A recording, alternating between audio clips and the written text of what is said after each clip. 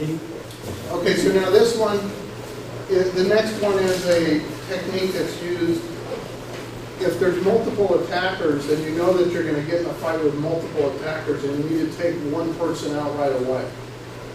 Okay, that's what number 2 is. And it says approach from the left front. It could be the right front too in reverse. Okay, overall, Byron again. Because you've got multiple personnel.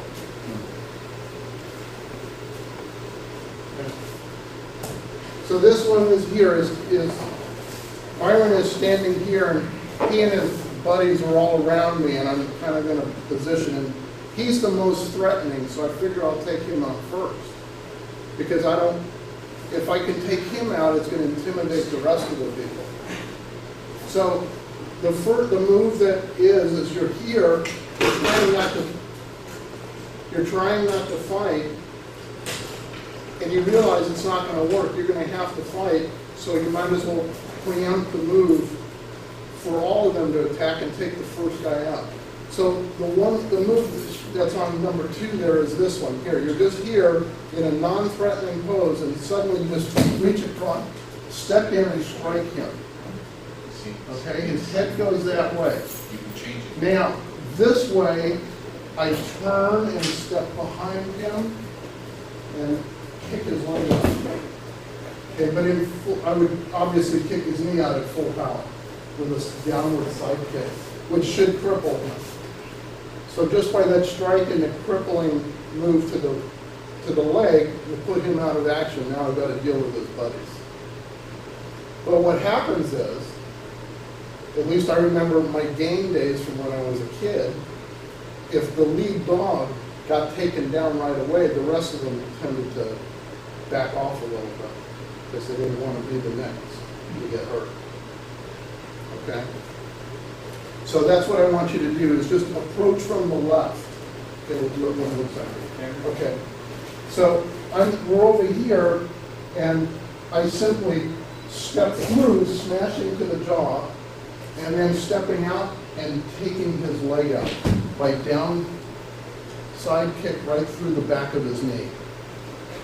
Okay? If you do it correctly, he won't get back up. Okay, any questions? Okay, so let's practice that. Okay, let's practice that. Start with the left entry, and then change it to the right entry. It's identical, it's just mirror image. So if you need to see it from the right, it's the same move, except I'm going to hit with the left and kick with the right. Okay? Any questions? Okay, so pick a partner and let's practice that. Thank you, sir. Okay. Okay. You just stand right there. You need to stand right there. Okay? Let me just correct a couple of you just on it. It's not an entry into the front. That's different types of techniques. The whole purpose of this one is you're kind of like here. You're off to his left. Okay? He's got a buddy right there, and he's got another buddy and a buddy right there. And you know that he's the lead dog, and you need to want to take him out because he's the toughest one. The other 3 you can deal with later. You just want to make sure this guy's not around. Okay? So the whole purpose here is because I have my left foot forward and he's just in that kind of tough stance with his hands down, I step straight across his body, striking him with my right elbow and drive him through. His head should snap and go this way. Now notice where my leg is. I'm just right in front of him. If I simply rotate back, I'm in perfect position to just bring my leg up, the side kick, and take the knee out. That's the whole move. Don't make it harder than it is. The whole purpose of this is preemptive. You already know there's going to be a fight and there's 4 against 1, or maybe more. But you got to get this guy out first. The whole purpose of preemptive is don't wait for them to start throwing punches to start doing defensive jiu-jitsu and take advantage of the situation. So now, if I'm on the right side, I'm this way. Right foot forward, and I'm going to strike left hand. Pivot back and kick. Okay? So that's the purpose of that exercise, is just to preempt a multiple attacker situation where you take out the lead dog. Don't take the easy one out. You want to take the one that's going to be the most dangerous to fight with. Okay? Because that's what you want to do. Okay. So this one is, I'll borrow Byron. Byron is a good actor. So this one is a frontal assault situation. So there's other guys around in a possible multiple attacker situation again, which will only deal with the big dog right now. So I'm here, and he's threatening me, and the other guys are, threatening, and so I decide I'm just gonna take this on. So what I do is I'm gonna drive in and go right for his eyes, and I'm gonna rake his eyeballs so that he's stunned. Now notice my position on my left leg. I'm going to take this right leg. After I did this, his head kind of moves back and away, because if you go for people's eyes, they tend to move away with their head. Okay? This right knee is going to come in and jab his thigh. Right there, full power. If I hit it at full power, his leg may kick out and he'll fall forward. That's okay. But notice the position I'm in. I'm just going to rotate and hammer smash to finish that. The downside is I just put my back to his buddies, but I can rotate away. He's gone. Okay?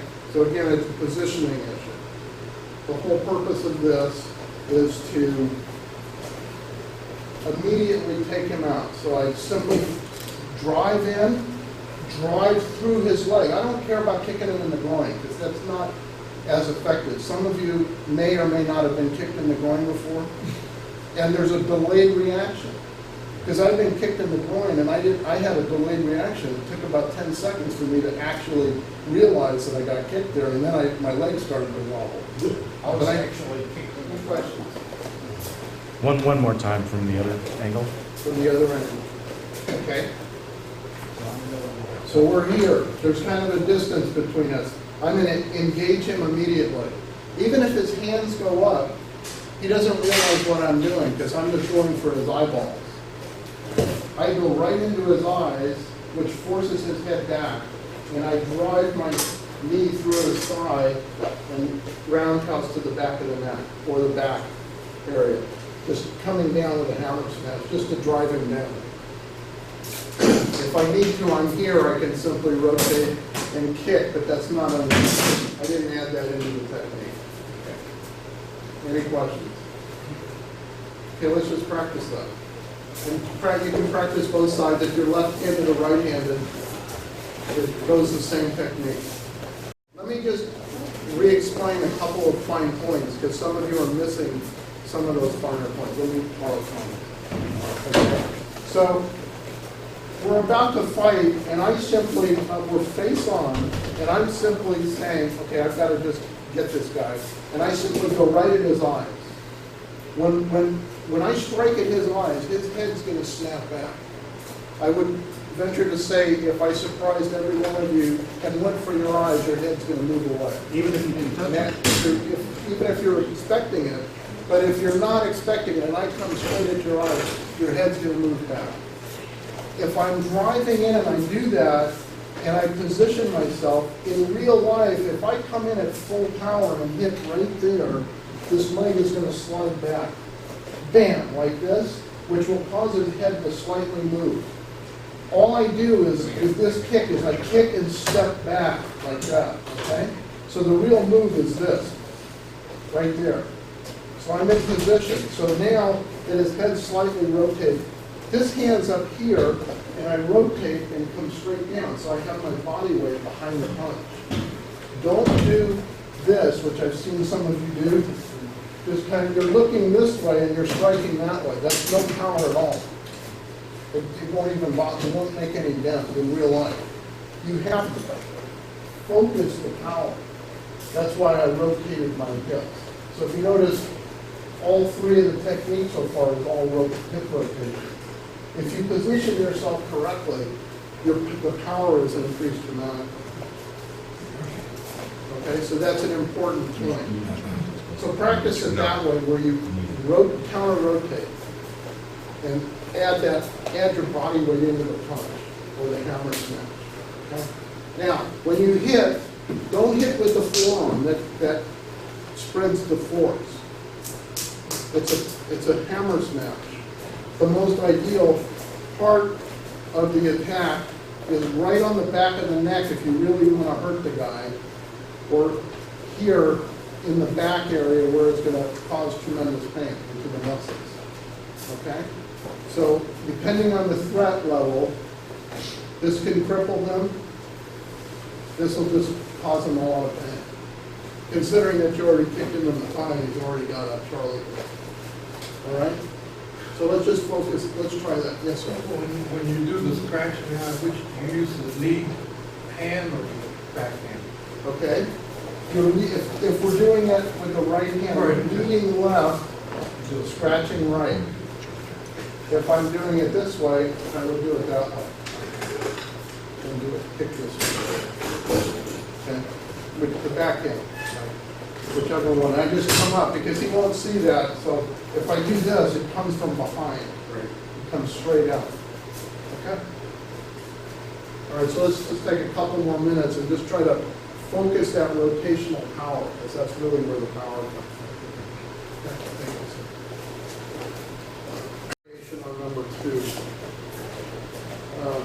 This one is just a variation on 2. So again, I'm going to be off center here, and this time instead of, I'm going to use the same attack. I'm going to strike the jaw, which is going to cause his head to go back, but instead of stepping behind and kicking, I'm going to remain here, and I'm either going to use the elbow or the backhand, okay, to him.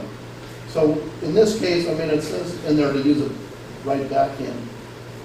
But to me, because of his movement, I'm going to just hit him right here in the throat with the elbow as I come back up, rotating my hip, notice? And look at what happened. It opened up his groin. I just bring my knee up because he's set up for it. Okay? So it's strike. In this case, his shoulder got in the way, so I may have to backhand and strike like this. Okay? It's a relatively simple one to do, and it could go either way. So we'll, if I was to do it from the right side here, we are going to step with the right, striking left, left elbow or backhand, rotating, my right knee comes straight up, and then I can do any finishing move I need to, if he's still standing. Okay. If you do these things correctly, most people, the second or third part of the technique is the finishing move. It's just over already, because most people can't take more than 1 or 2 attacks. Some can take them all and just stand there and laugh at you. Those guys are in the MMA, but you know, sometimes they go down too. I saw one guy go down in 3 seconds in the first round because he got hit just right. Okay, any questions on this technique? Okay, let's practice that. Okay, so now the purpose of those 4 drills is really just to get you to learn to rotate and maintain your balance and add the power into the punch when you do your punches, okay? Depending on what you're doing, or stepping in and striking with full power and striking with full power as you're rotating your hip. That was the whole purpose of those exercises, so that you position yourself for the next move, which may be a knee kick or whatever. So I pointed out to everybody that if you strike them in the jaw and then come straight back into their throat with full power, he may not be there for you to kick. He may be over there or flat back, grasping for air, and so there's nothing to kick. That's the whole purpose of that, is just set it up so that the next one will work if the first one didn't work. where the previous one didn't work. So we have about 10 minutes. So what I wanted to do now is let's create another one based on whatever scenario someone comes up with.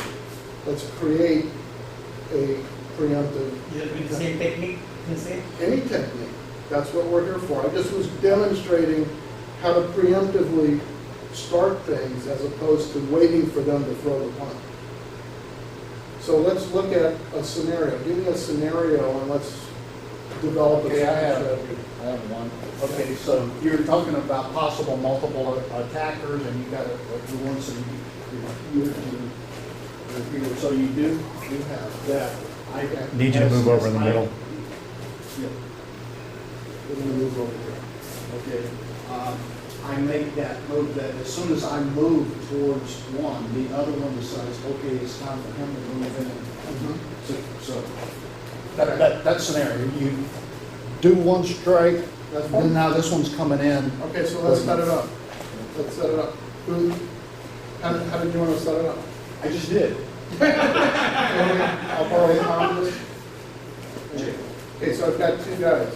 Okay, so now, and I'm, You decide you're gonna take one, but then as soon as you do, the other one starts moving in. okay, so depending on the positioning here, we're going to designate Thomas as the tough guy, and this is his backup. Okay, so I want to take Thomas out first.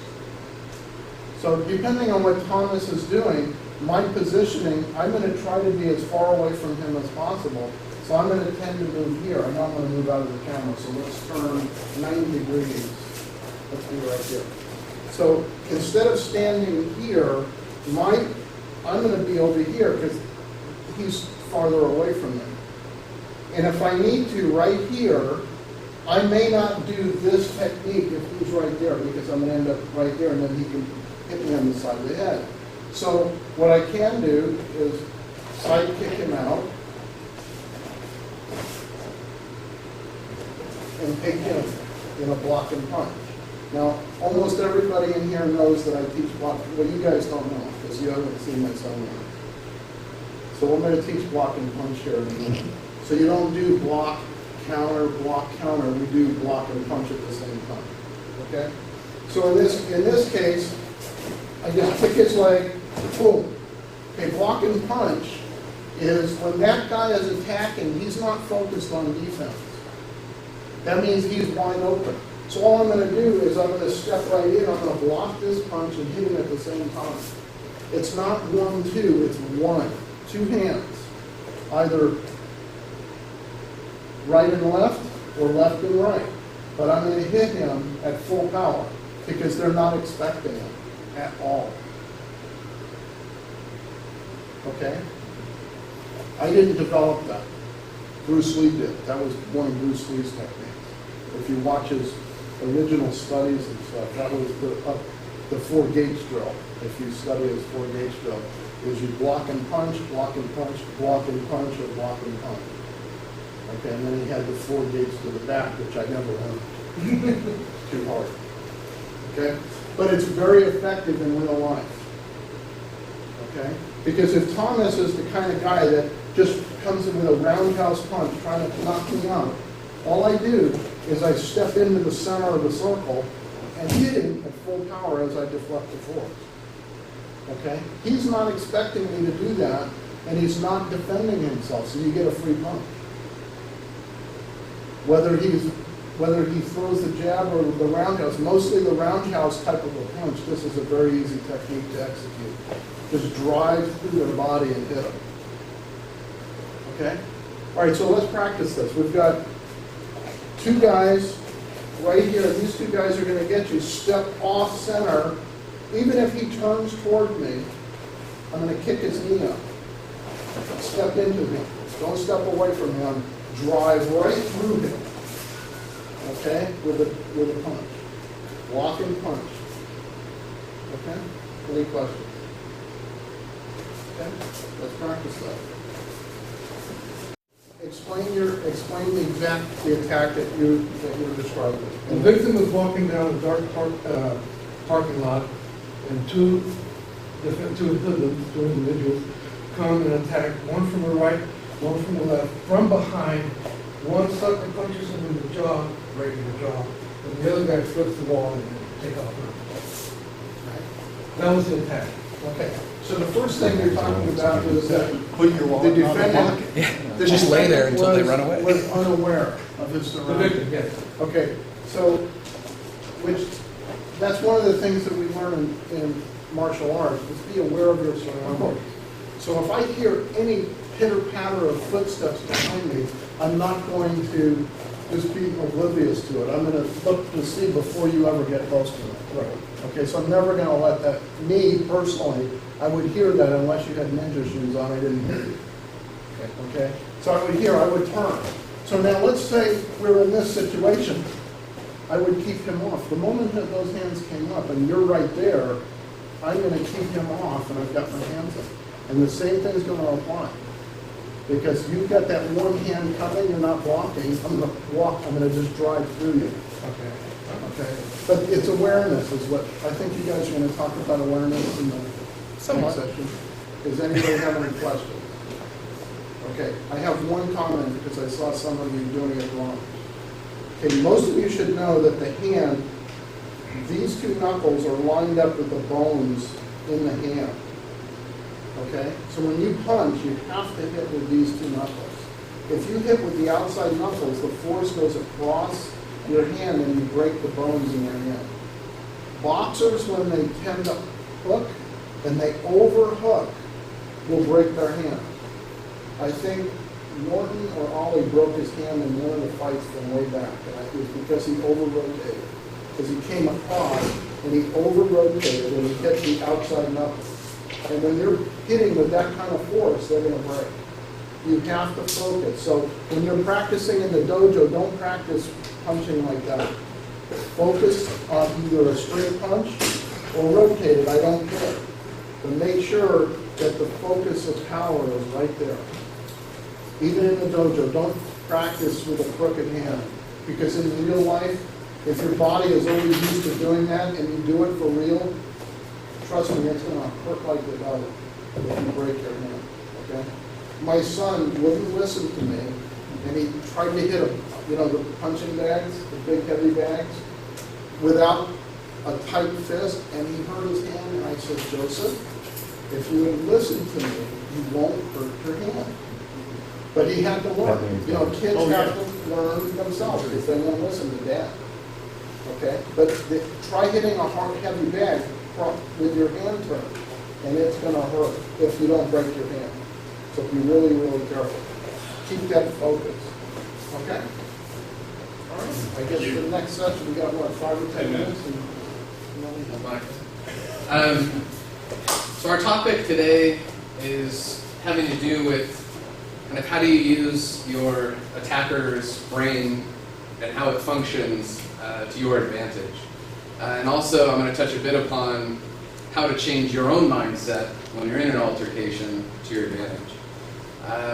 Michael knows my notes were 3, 4, 5, however many, I went way off the deep end with this. So tried to cull it down, include some work so everybody doesn't just sit there and listen to a bunch of yapping. So without further ado, we're going to kind of trade off with some of what we're going through. So the first concept that I wanted to work with was oftentimes, Denny, can I borrow you there? Stay on our mark here. Oftentimes in class we start here, correct? Automatically, I'm thinking defense, right? Because what do we always say? All right, do an attack, right? So I'm waiting for him to do an attack. I'm sitting in range. He has the green light. I'm already thinking I'm defending myself, right? Okay, if we start our exercise from here, okay, I don't feel that pressure. I don't feel kind of in a shell here, right? He has to come to me, right? Better yet, if he's Big Bad Denny, we're in a dark alley somewhere, right? And this is not natural. He's coming to me with intent, right? He's menacingly coming towards me. Why do I have to wait until he gets in here to really do what I'm going to do, okay? Anybody played football in here before? Do the offensive linemen like to pass block or run block? Run block, right? Because what do they get to do? The minute the whistle sounds, bam! They're just going forward. They're tossing people. They're bulldozing, right? Pass blocking, the whistle sounds, well, what's going on? What's going on? Don't hit the quarterback, okay, right? Well, oftentimes in class, we start pass blocking. Go ahead with a punch, right? Oh no, okay? I'm backing up, okay? Instead, if we start with range here, right? And he's walking towards me with the same punch, bam! Okay, I'm run blocking. I'm moving forward. I don't have to wait for him and whatever he's going to be doing to me. Offensive Jiu-Jitsu, okay? And this is not offensive in the term of I'm going out and trying to myrtleize people, okay? I'm really just taking advantage of moving at the whistle and run blocking, okay? So I'm going to use this concept of training my mind to think offense and not defense. And I'm going to switch my attacker's mindset from offense and a plan to, oh no, my plan's gone awry, and now I'm defending myself, okay? Because I guarantee you, an attacker has chosen you because you look like a good victim, okay? So he's not thinking that you're going to blow through him before he even gets going here on this, right? So, he's coming towards me. Is he going to run into this? I don't grab it. He's not going to run into this, right? Nobody wants to run into a pole.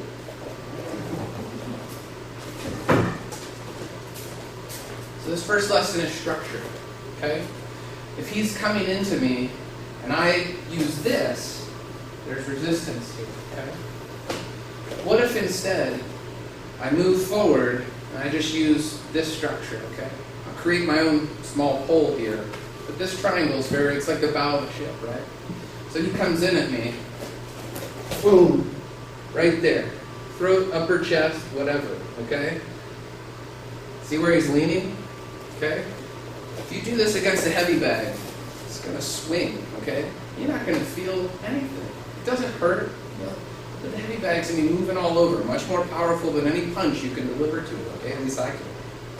So, comes in, bam, here. I've got this hand protecting in case this is a body shot, right? So I've got something down here. But this gets him leaning backwards, right? We'll keep run blocking.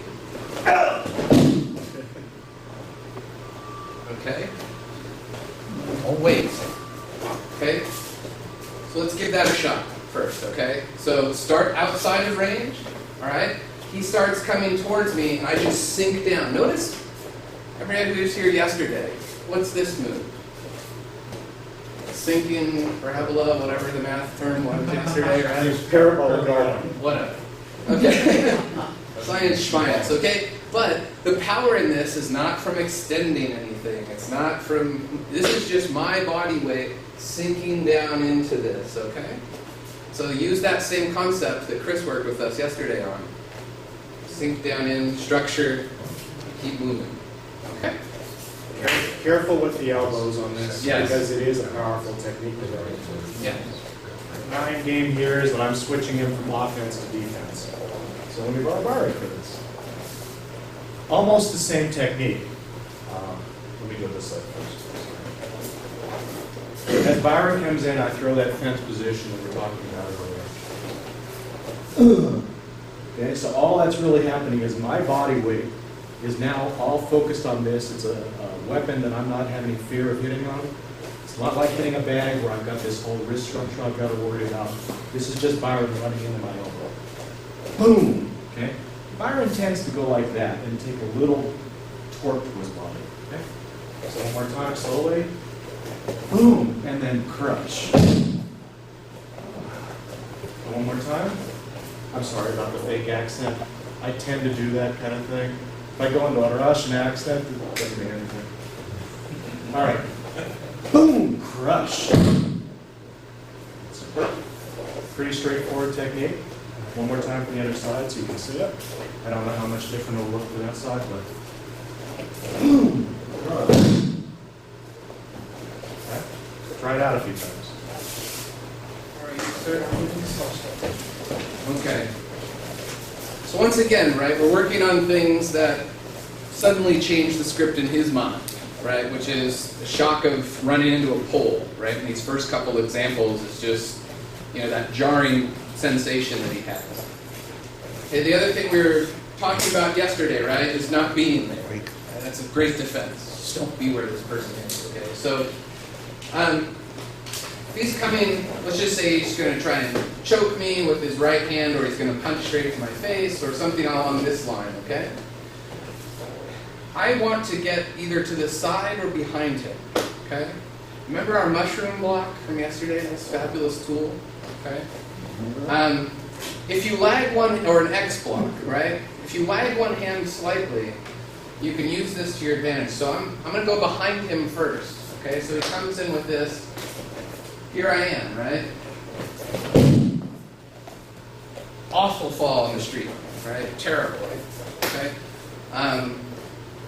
Not a lot of effort involved. He's done before he knows it, okay? You just went straight past that. He's coming towards me. I'm going to kick your butt, right? Here we are. I'm in here. Straight down, okay?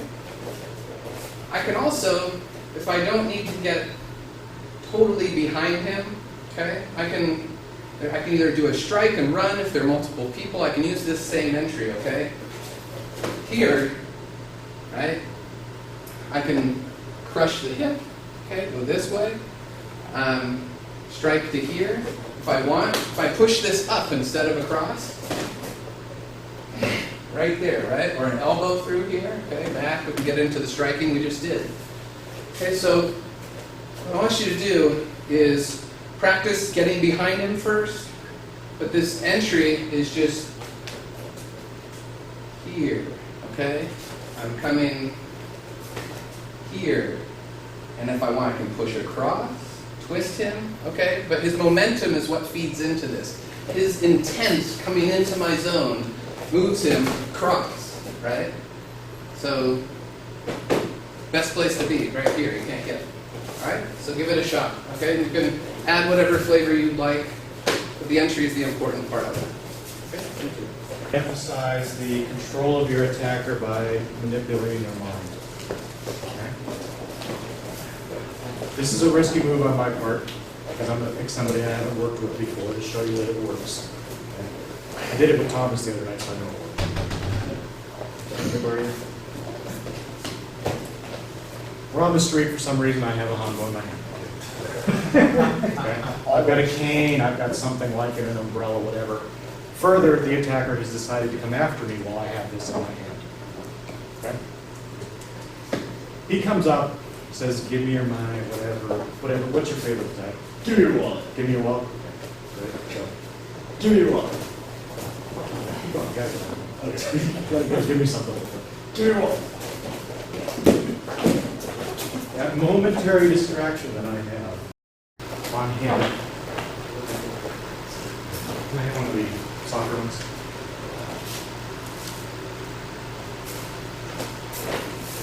I'm going to ratchet his attention on my weapon.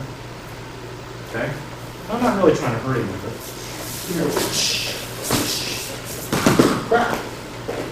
it. As he starts to realize, he dropped it. He might even think, oh, I want that. And I can make him grab for it too, by the way, so let's try it again. He wants that weapon because I'm letting him have it. Okay? That momentary bite that I've got there is taking him off his, what was it again? Give me your wallet. Give me your wallet. Okay? All of a sudden now he's thinking, starting to think, I want that. That's enough that hit me, goddamn. That's what he's thinking in his mind. So what we'll do is we'll have you do that and see if you can't get him to go after this weapon. See how he starts to really want to feed on that and go for it? And if you start talking to him, he'll start to really ratchet down on that weapon. Byron, can you give me the sign for that? This one? Okay. Really this sign. Okay. Get him locked on the weapon give him the weapon, and then press your momentary advantage. Because if you just let him have the weapon, that's a bad thing. Okay, so, again, get him to think about this weapon. Start from the middle. Give me your rod. Yeah, you want the rod, you want this, you want this. You like that stick, you like this. Oh yeah, you like that stick, don't you? Okay, but I continue to press that. Now, I don't recommend this with a gun. You don't give the attacker a No. What other weapons would you not give your attacker? Knife. Now, let me say, see that little box down there that I've got? Let me just grab one real quick.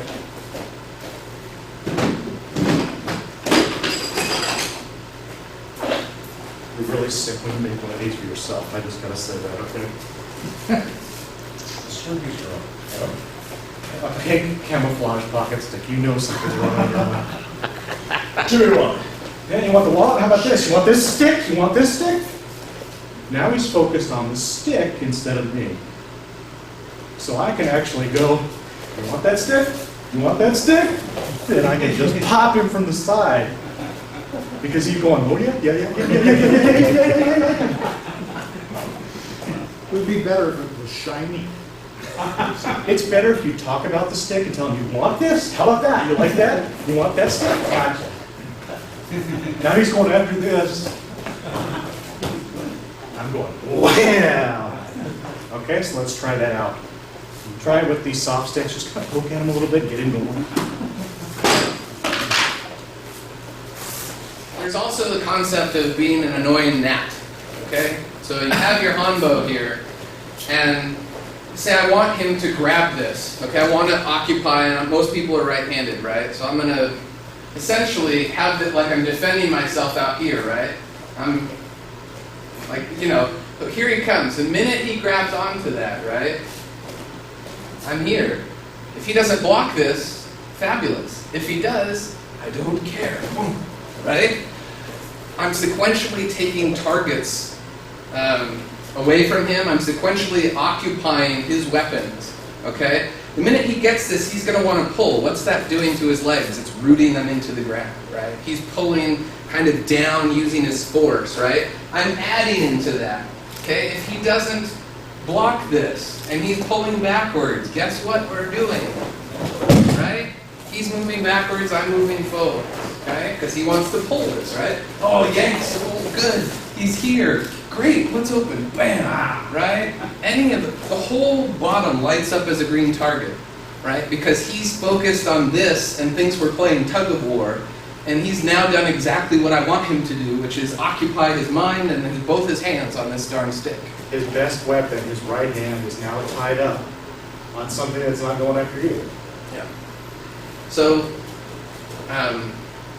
if he grabs it with two hands, right, and he's pulling with two hands, fine, I'm still pushing this up this direction. Right now he's got no protection, right? So if you can get him to grab that stick, the minute he does, it's go time. You're run blocking, bam, just right down the lane. However it develops, just attack, attack, attack backwards, okay? So grab your stick, try that out for a minute or two, and we'll move on to the next one, okay? Again, I'm going to use my vast mental powers on my because he's got a weak mind. He's going on about I don't want him to look at this, okay? But no, stay focused here. Byron's holding up a piece of paper, what I'm attempting to do. Okay? So that's what I'm going to do, but he doesn't know it. Okay? You're at risk, I'm at risk. Okay, so for whatever reason, he is pushing on me and saying, give me your wallet. Give me your wallet. No! What's wrong with you? Huh? Come on, hit me. Hit me? What are you going to hit me in the face? Yes, I am. Go for it. See? That pop to the face that he threw? It took him a while to finally pick up on it and do something. Because he wasn't really the aggressor. Let's try it again. And your wallet. No! Give me your wallet. What again? What are you going to do? What are you going to do? Oh, I know what you're going to do. Okay? If I can control what attack is coming to me, I've got a lot better chance of defending against it. I understand. I mean, straightforward. If I say, can you hit me in the face with that right hand, please? He's not gonna be stupid enough to do that. But if I do little tiny things to make him want to hit me in the face, Give me one. I start to mimic his face back to him. He's a smart ass. Give me one. Give me one. What are you gonna hit him in the face? He starts to want to hit me in the face. What's more important is ask him what he thinks. Was he thinking about anything else to attack me with? What other attack was he thinking? What other attack were you? Knee. No, ask him what he was thinking. Oh, what were you thinking? Because you're impartial observers, and as Einstein said, the observer. How were you thinking? Oh, what were you thinking? I was just asking for his wallet. So first off, he's not really on the attack anyway. He's thinking, he really doesn't want to give me his wallet. Okay. But he wasn't thinking, kick me. He wasn't thinking, spinning back kick to the stomach. He wasn't thinking, axe kick to the head. None of those came to his mind for whatever reason. I could tell. I'm looking in his eyes, and I'm just thinking, he ain't good for that. But if I can just get those hands up here, and I can keep him focused up here, it's probably going to be a high attack. If I started doing something like this with him, what are you going to kick me? All of a sudden he started thinking, well, yeah, because I will kick you. But if I keep him focused up here, I've got a better chance of defending because I kind of know what's coming. But if it's totally out of the blue and I have no idea and I'm trembling in fear, oh, okay, God knows what's coming my way because he's still on his script. He is still in charge of this fight. I need to take a moment and lie to him. Give me one. Give me one. If I have to backpedal a second, keep on. If I have to backpedal a second to take that time, now I start barking back at him. Hey, what are you going to do? Hit me? Huh? Come on. What's wrong with you? I just want your wallet. I just want your wallet. Give me your wallet. Let's try it out. Lie to your attacker and get them to face and throw what you want them to throw. Okay? What are you going to do? Kick me in the face? What are you going to do? Kick me in the ribs? Try it out. Yeah, let's move on here. All right, the next concept, that I wanted to work on came from a video that I saw on an airplane like about a month ago on the brain. And they had this cool test, and magicians use this all the time. Okay, so if they show you a picture, and they say over the next 30 seconds, 7 things are going to change. Right, so if you just stare at it, oh, the color of the tire just changed to yellow. Oh, you can see these things happening, right? They said, we're going to make one change to this. Between each change, we're going to black out the screen for a second. And when it pops up again, something will have changed. I think I caught 1 out of the 7 changes, okay? Your brain functions mostly with the unconscious, the expectation, right? Your conscious point of focus is about that wide. Okay. The rest of it, your brain is focusing on what it expects. Okay. There are even blind spots, right, where your eye fills in. You've ever done that test in school where you take a piece of paper and suddenly it starts looking like the wall of the classroom. Okay. So your brain all the time is filling in what's supposed to be happening based upon a script that's running from your past experiences. Okay. So I thought, how do we take advantage of that? I borrow you mean that's what I mean. So, our bad guy here, let's say I'm walking to class or something, right? I'm on campus or I'm at work and I'm walking somewhere outside to get lunch. I've got something in my hands, be it a notebook, a piece of paper, a bag of my computer bag, something like that, okay? Once again, I'm going to lie to the guy, right? I'm going to do something so that I'm feigning that I'm deathly afraid of this situation, okay?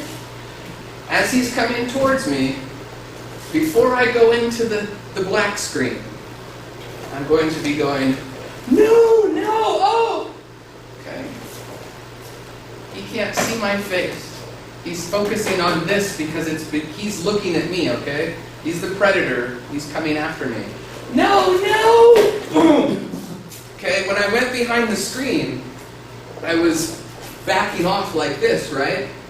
When the screen either goes up or down, I'm on offense, okay? And his brain can't react fast enough, right? Because I've now flashed it like this. Come after me. No, please! just get this up in his face, it disrupts his thought pattern. He'll keep going on what used to be there. And when this drops, he can't react fast enough to me going this way. Okay? It's actually kind of a weird thing. If you do this to yourself in a mirror, and you have that real frightened face, and you put this up, and then you just drop it and you look dead serious, you'll find there's this kind of a shock or a surprise that, you know, wow, okay, yeah, that does something. So I brought a few of these. Go ahead and give that a quick shot, okay? Just do it maybe 2 or 3 times a piece, and really ham it up a bit, all right? And ask the person you're working with what, if it even had any effect, okay? So there's 2 things, just so that when you stand up, we'll be slightly more efficient this time. I borrow you, sir. This has to do with kind of bottom-up reactions, okay? Things that your brain does. Like here's a telephone in your house, and you don't really consciously think, I'd better get up off the couch to go to the phone, right? You just kind of roll off, and it's a natural thing, right? Someone honks at you, oh, you look around, right? Your brain is, or you touch a hot stove, and your brain takes your hand off the stove before you consciously think, ooh, wow, oh, that's hot. Okay, so your brain protects you from a lot of things without your conscious mind really being involved in this, okay?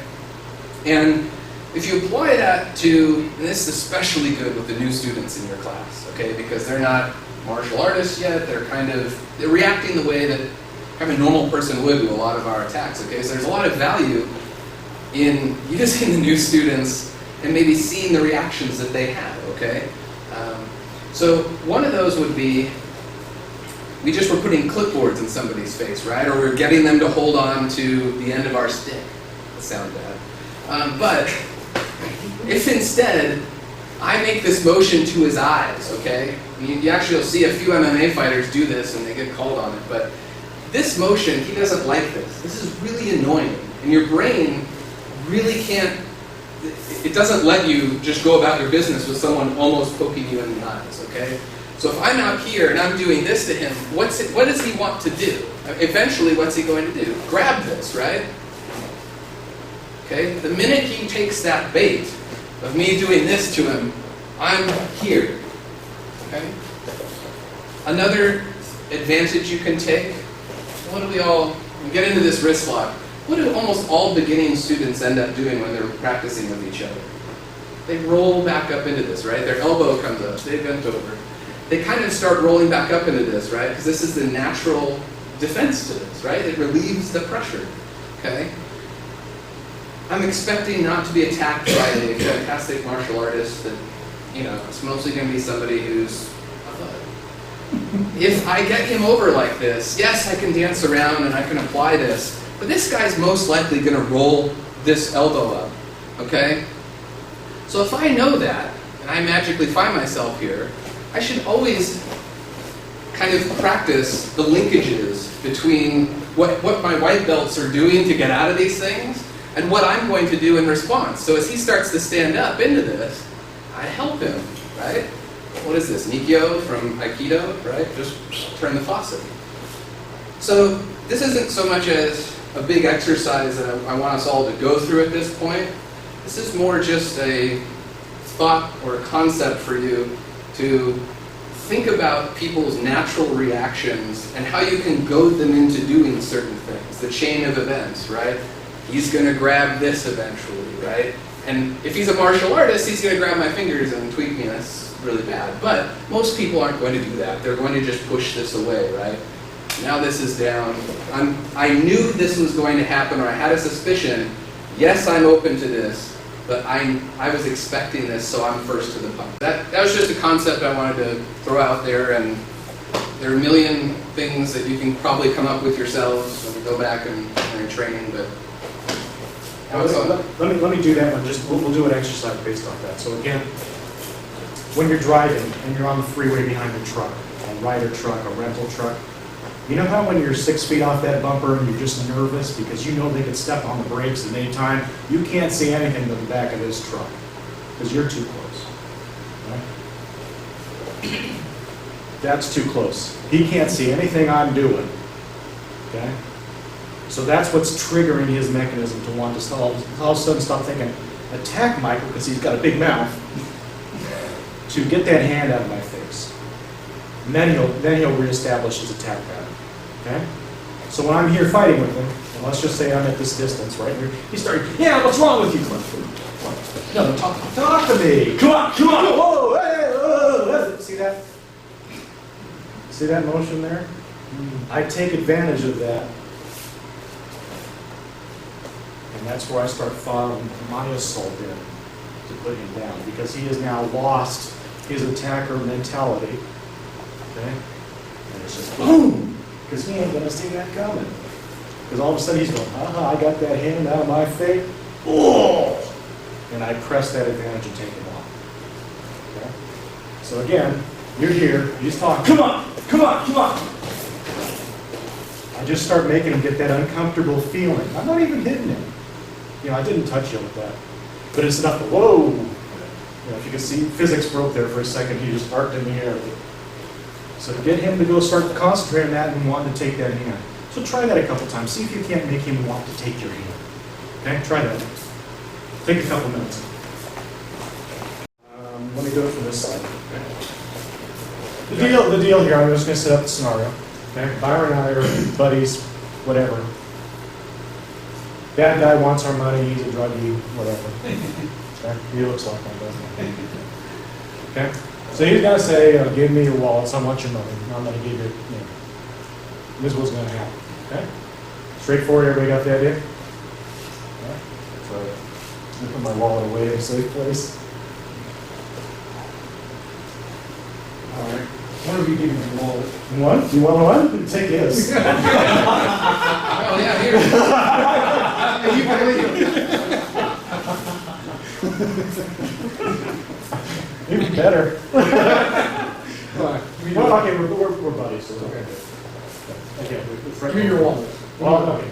Jesus, what the hell's wrong? I told you not to come down here. What the?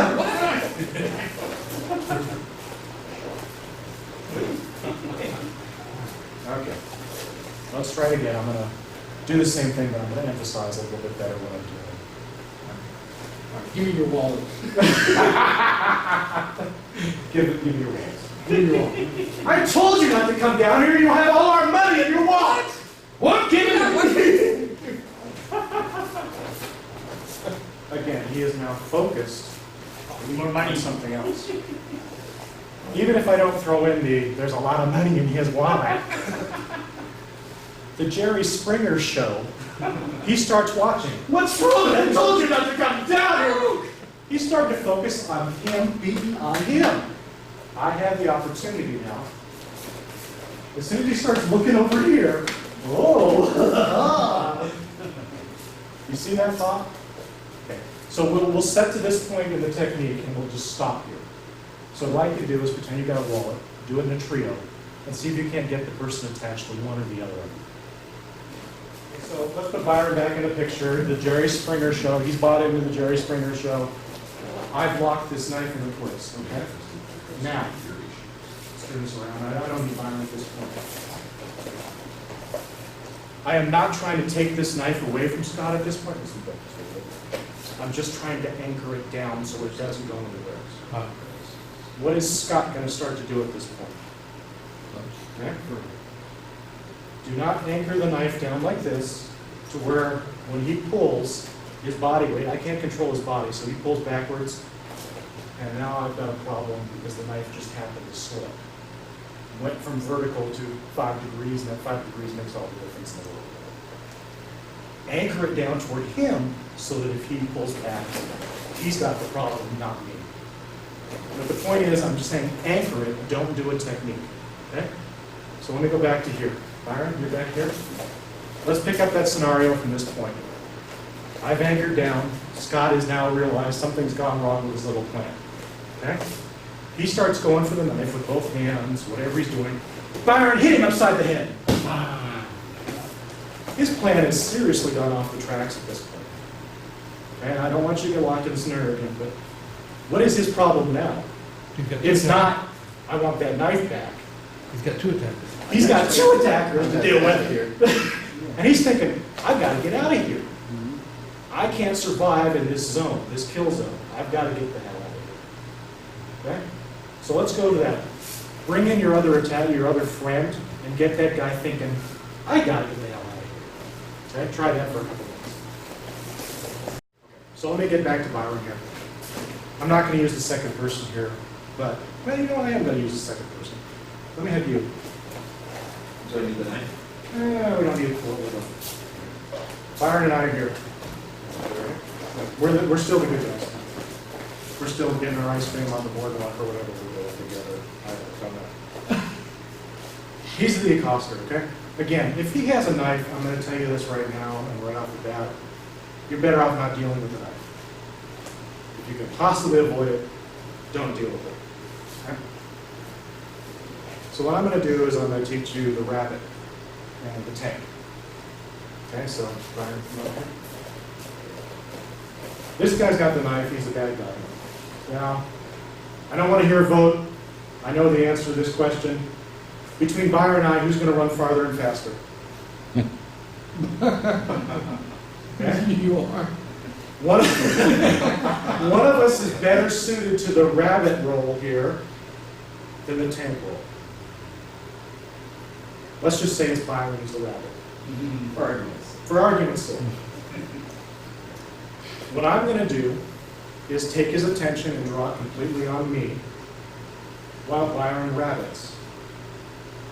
Okay? Now what Byron's job here is to get help as soon as possible, because I don't want to be standing here dealing with a knife. He has a problem built into this scenario. He can't control two people unless we let him control us. Okay? So let's work it out. Give me your ice cream. Okay, you want the ice cream? Yeah. Go! Well, give me your wallet. Okay. Go! Oh, too bad, huh? Okay. One of us is gone getting help from the cops, activating EMT. I've probably been hit by this knife at this point, but I'm trying to back away at the same time.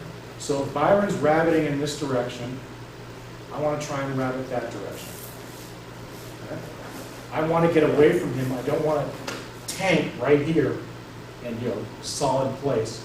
But I want to start, as Byron's creating distance and going to the cell phone and getting a cop that's down the street or eliciting help from someone. Okay? I am also trying to get away, but I'm drawing him from not doing something else. And at a certain point, he's going to realize, oh hell, cops are on the way. Cops are on the...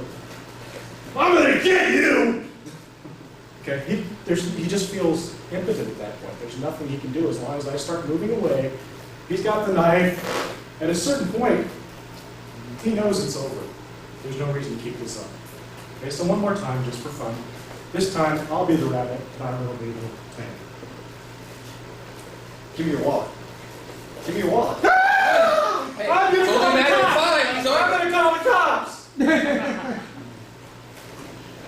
He needs to know that his problem is now a real problem. It's not just give me your money, okay, haha, out the door. Okay? You should teach your family that. I'm going to get to that. So if you're doing the rabbit and the tank, or the two rabbits, okay? Let's say we have more than one attacker. So let me do it. Now this is an empty hand attack. This is not an knife. So I've got a different option as the tank. Let's move back just a little bit. Byron's a very close relative of mine. We won't say, describe the relationship. Okay? We'll just leave it at that. He's my young daughter, my young son. I don't want my young son being in the way of this hitting me. So I have no choice but to tell my 13-year-old son to go get the cops. Okay? That gives me more incentive as the anchor at that point. Not the tank, but the anchor, to get him to go. So one more time. I've got multiple attackers, okay? You guys are talking about this. Get going! Get going! Hey, come on! I want to stop them right here, right now, get them focused on me, but you've got to have your family trained to do something about that. Because if I just send my 8-year-old daughter off, she's 30 feet away and she's picking up flowers. What's happening? There's no help. I've just gotten myself beat up. When I say run, you run. You don't hesitate. You run. You don't hesitate. So what I'd like you to do again is think about How do I interpose myself to let Byron be the runner? Okay? So if I'm here and they're doing whatever, then you've got to focus a little bit, it's not just me. Give me your wallet. No! Go! And I'm spreading my arms so that I've got the best possible chance to collect them. But I'm starting to talk at both of them and getting them to nail down on me. Suddenly they've lost their connection of getting both of us to just getting me. Someone's getting out of here. It may just be him. But try that a couple times and learn on that. Do it in trios. All right, so I'll say a couple words and then Byron will. But the intent here for me is to turn them off of their script and onto my script. And it's a very subtle thing sometimes, and it's a very obvious thing sometimes if you ever see it done to you afterwards. But generally, be aware that these are possible so that you can use them and you recognize when they're being used against you. Yeah, I think along those lines, some of us, a lot of times we get focused on technique every night, right? Oh, I'm going to teach 3 or 4 techniques, so we're going to do this and that. And I don't know that we focus enough on, am I at the right range? Are they coming at me with this intent? Are there 2 of us? Where am I? Am I inside a tight room? Am I, things of this nature, or strategy, do I have something in my hand?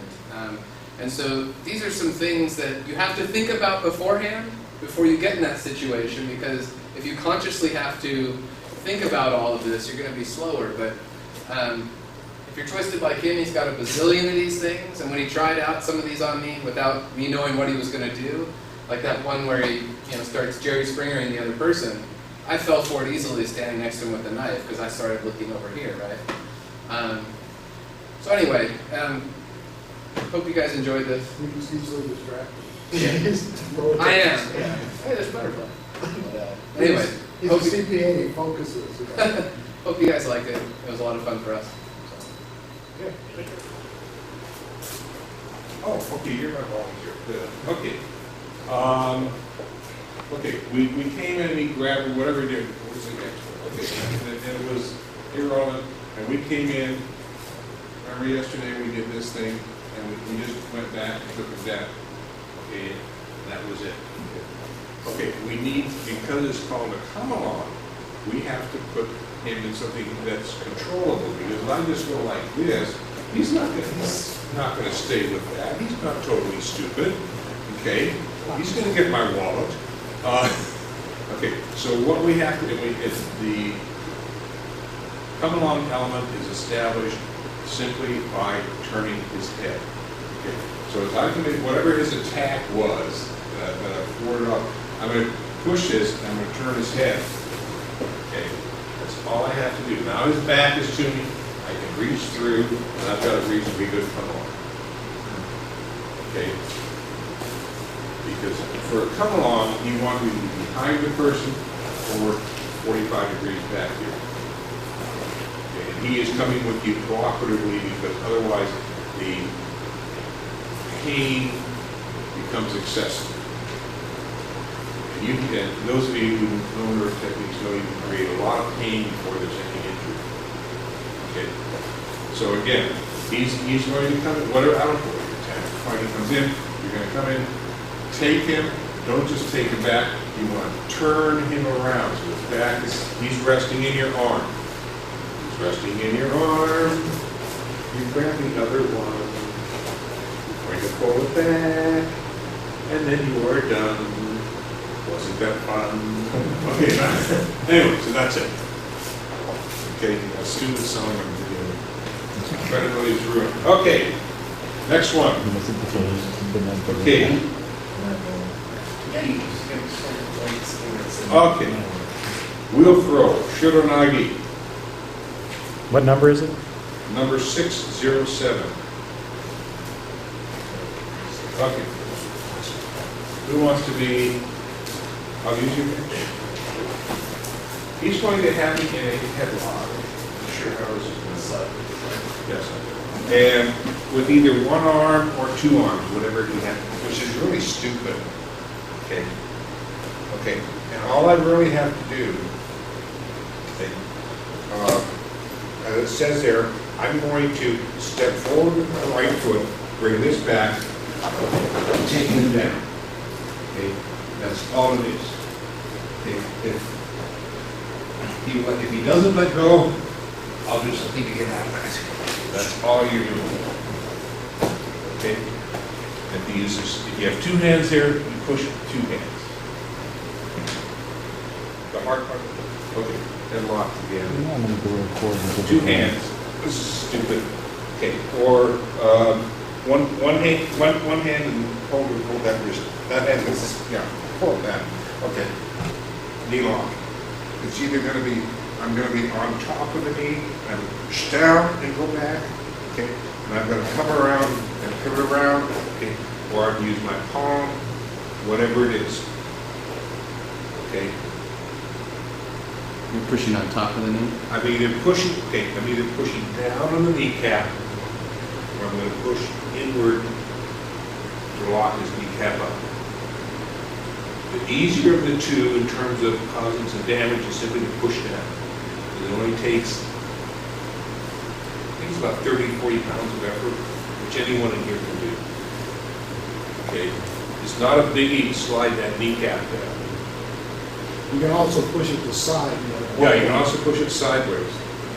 The problem with pushing it sideways, though, is that if you push it this way, and he's got a headlock, you're not really helping yourself too much. Yeah, you gotta go with it. Yeah, you have to. But I think maybe the question here was this, with arms pinned, I think the question is, well, if your arms are pinned, you can't use your arms, how can you? Okay, push yeah, it if your arms, use one arm because you can hold it. I don't know. See, I don't know. This is what I Yeah. think they're talking about, is maybe this. Yeah. That's the only thing. If he's holding the right, then he can't do anything with the left. Yeah, that's the only thing I can think of. So maybe it's just a matter of clarifying the attack. Yeah. That would help.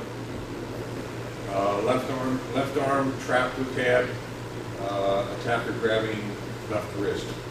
With their, yeah, maybe that's what it means. Okay. Same side. Okay. What does it say to do next? Step forward with your left foot and drop onto your right knee as you release the grip. So simple. Okay. Just step forward with your left foot, be just beyond or next to the attacker's right side. Your right elbow strikes the rear of his knee joint. At the same time, your left hand has set a C grip around the base of his right foot. Yeah, I was wondering So if that's, yeah, get back up. The problem I had with this definition is, once you do this, are you trying to grab the left foot here, this way, lift up this way? Or are you coming from behind and hooking and trying to pull it up? And I think logic would dictate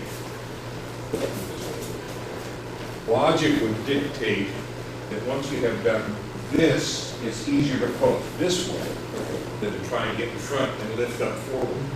Because he should be going forward in. So we just add in here, you set a secret from behind. Secret. Basically. Secret from behind. grab ankle from behind. Grab ankle from behind, or hook it from behind and pull. Okay? And obviously, you really come in and whack him with your elbow. He may just go down on that. That just helps him go down. Okay?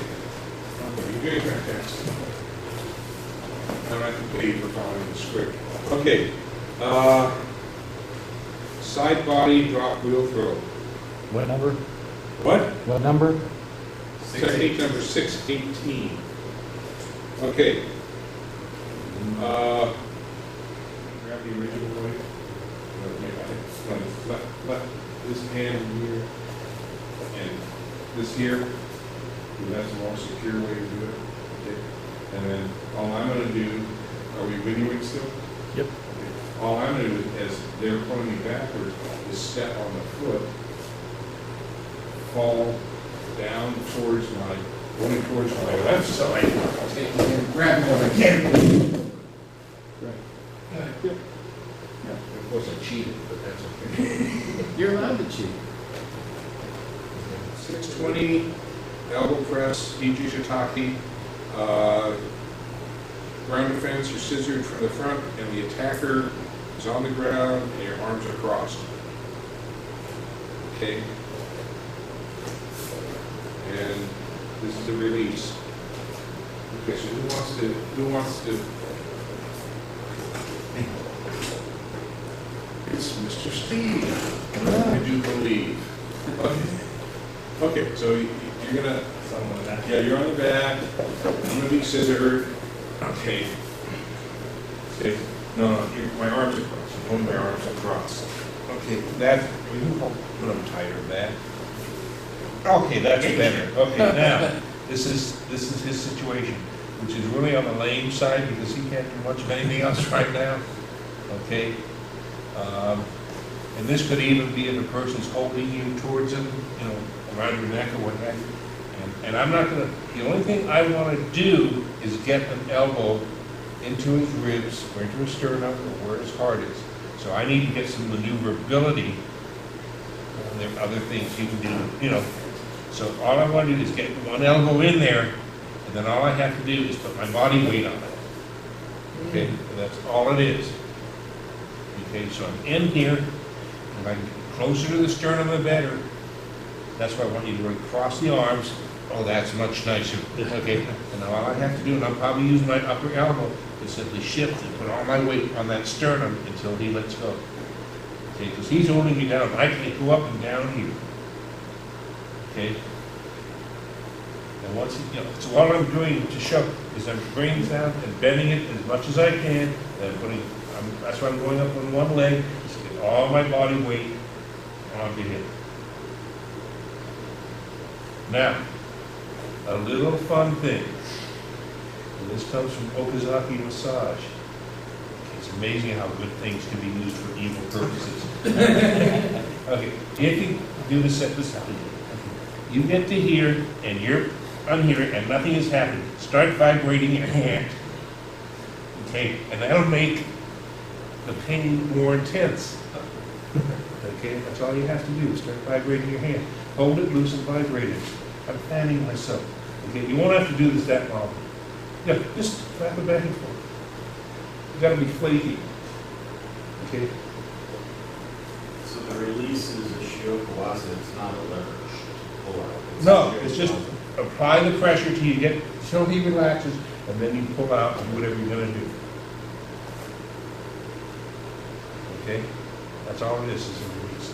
It's from Katsuba, don't ask me what it's from. It's a Alvarez and stuff. Okay? I mean, there are other things, if a person had me down like that, there are probably some other things I would do instead of this as my first choice, second choice, and third choice, but that's the technique it's shown. I think maybe it's just, it just says secure or release, and I think they may be question real quick, exactly what do you mean by it? Secure release is to get out of the hole. Yeah. Yeah, and that's all it is. You just get that elbow as close to the sternum as possible. And probably my fault is I'm left-handed, so I want to move my left elbow. Right-handed people would move their right elbow probably.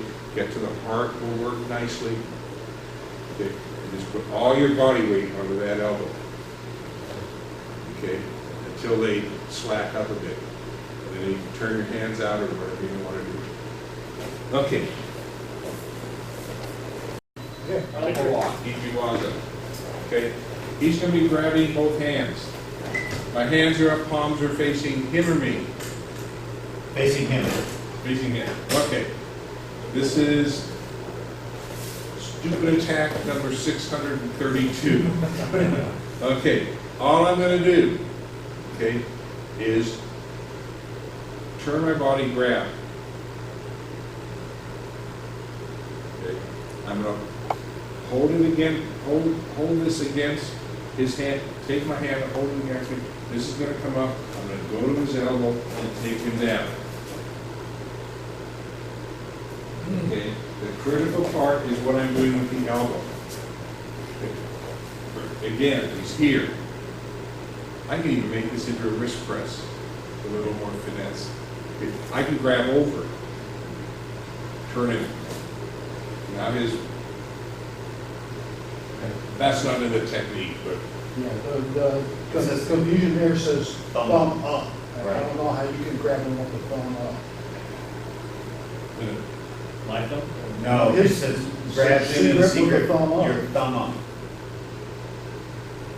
I think that's where the confusion. Your left You can't do it. hand, thumb up. Secret's his left wrist. Your Your thumb left is down, hand, your thumb is under yeah, his. but the thumb is that what it means? That's not what it says. Okay, all right, leave it to the editor to figure out how to Okay, word it. thumb up is fine. Yeah, that's, See, I'm looking at this technique, I would probably reach over, and now I've got thumb up. Okay. But see, now it's a Yeah. different technique. yeah, no, but when it says that, I'm envisioning you're trying to grab like this. Yeah. That's what I'm trying, that's what I read from So- that. And I don't know how you can And do as, that. and I saw it read originally, I was grabbing across, and then I said, well, you've got to turn, okay. Yeah, that's, I think that's where the so confusion. my thumb is headed in the up direction. Okay. What's important is how you're going after the elbow, of this technique. And what you're doing is you're just coming in on the elbow, it's, I would assume it's a strike, you're pressing on the elbow and taking him down to the ground. Okay? So if you want to change how the grip is, if you want to say, he grabs, reach over, I just say reach over and grab his left wrist. yeah, with your thumb under his wrist. I wouldn't even say that. I Yeah, just- okay. Because that's about the only way you can. Right, it's the only way you can grab. Right, yes, I mean, I'm not disagreeing with you. So if you just take the thumb Yeah, out. yeah. Take the thumb part out, okay? Yeah. And then when you're coming in with your forearm, striking his elbow, taking him down.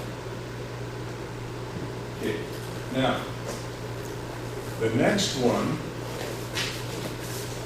which is 627, elbow feet turn Ijiwaza, is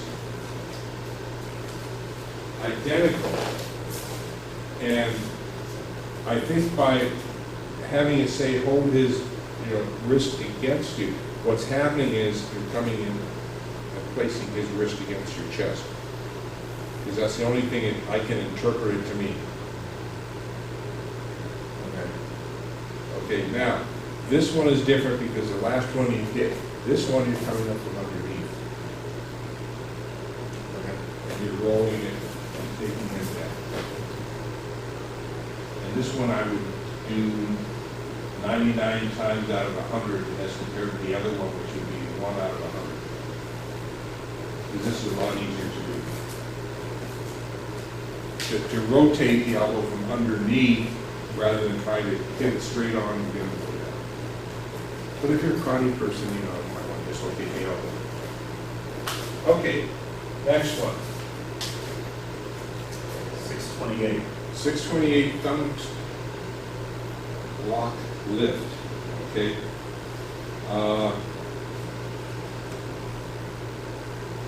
Hands are up, not down. Hands are up. There you go. Point towards the attacker. Okay, back to Your hands reach toward him, your hands then go down. There you go. There you go. Okay. That's all I need. And what do you think you were doing when you grabbed his thumb? I don't. Maybe it should have been trapped. Maybe it should have been trapped. Is trapping his thumbs. Grabbing and locking his thumb as you come up. There's no way to grab thumb. I'm trying, I know. Yeah, that's what I said. How do you grab thumb? So the only thing it can be is trap thumb. Just a couple letters misplaced. So he's here. You go towards him, down, up, and back towards him. And you walk as long as he keeps hold. And one thing, just to mention, Seki had us do a lot of techniques simply for key development. This is one of them. Okay, next one.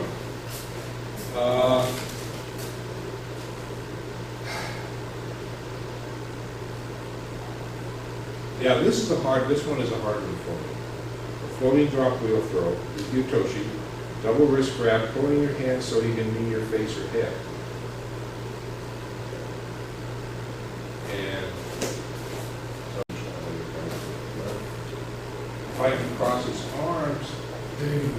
see if I can cross, if I can cross my arm, cross his arm, now I have a chance, but if he lets go, I'm in trouble. He looks like you. Yeah, well, there are a lot of techniques in here Yeah. that, Right on the track. it requires that they have. yeah, it requires that, if you want, you can put on key development, or, yeah, or uke must keep hold of wrist for the technique to work. I mean, and I have no problems with that being added in there. I mean, a variation, I would probably reach over and grab onto his wrist and then do this. And now I know he will go, but that's not the technique. What I did was, grab and cross your arms again and, no, the other way was I was here, and as I went down, I crossed his arms, so that I'm pushing down, And it also kind of helps push him over. as and you push him turn. over. And it looks like you might, you're kind of blocking him with his right arm. Yeah, that's what I'm trying to do, right. And rather than doing a Toshi, if this was a key exercise for me, I would probably just come around to here and take it down this way. Yeah. Rather than totally sacrifice myself. It doesn't mean you couldn't. Yeah, it doesn't mean you couldn't, but I think they put that, key, uke must keep hold. Yeah. of Well, wrist. I don't have a problem with that either, because, even in the dojo, it's like, well, he keeps letting go, I can't make this work. It's, but you gotta understand, in a real street attack, Right. as soon as you start to move or struggle, he's actually Yeah, gonna hold on. no reaction is to tighten up, cool. And So they will hold on in most Yeah. cases. Okay.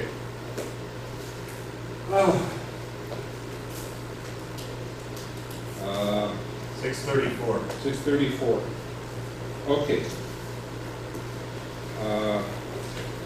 Booting Ruma, double elbow lock, and hit.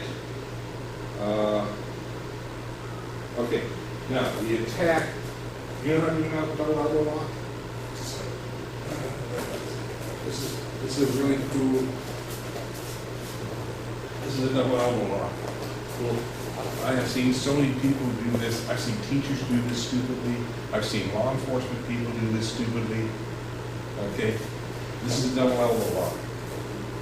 Okay, now, show you how to get out of it. Because the attack is, I'm going to have him here, I'm going to pull him in, I'm going to hit him.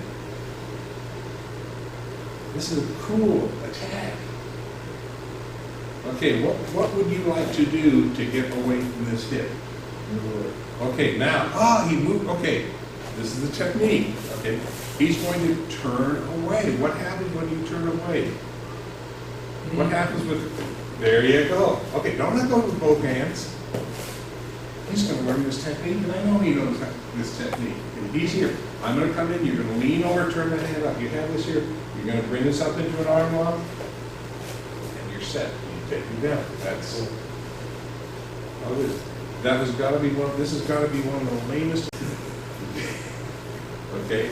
Because I know if he just turns and turns full momentum, something's got to give. Either my arm's going to break or I'm going to get a dislocated elbow. Break up all. No. Okay. Okay. Appreciate it. American Crab. This was developed by Jake Forrest when he used to do judo. Now, Jake Forrest is still in judo. He's a judo coach. I think he was judo judging down in the Temecula area. His sons, I think, have gone through high school. He's actually, Jake is a dentist or doctor. Well, I think he's a doctor. And he deals with geriatrics. And anyway, so here it's a submission.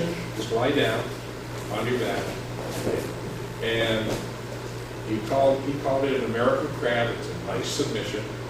Again, it's something I would never use in a street situation, but if you have someone who gets involved in judo, it's a nice pin.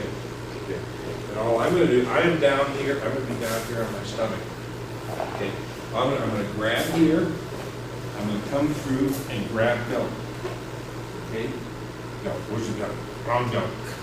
Okay. Grab belt. And all I'm going to do is I'm going to roll this puppy Head through there. No, the other way, doesn't matter.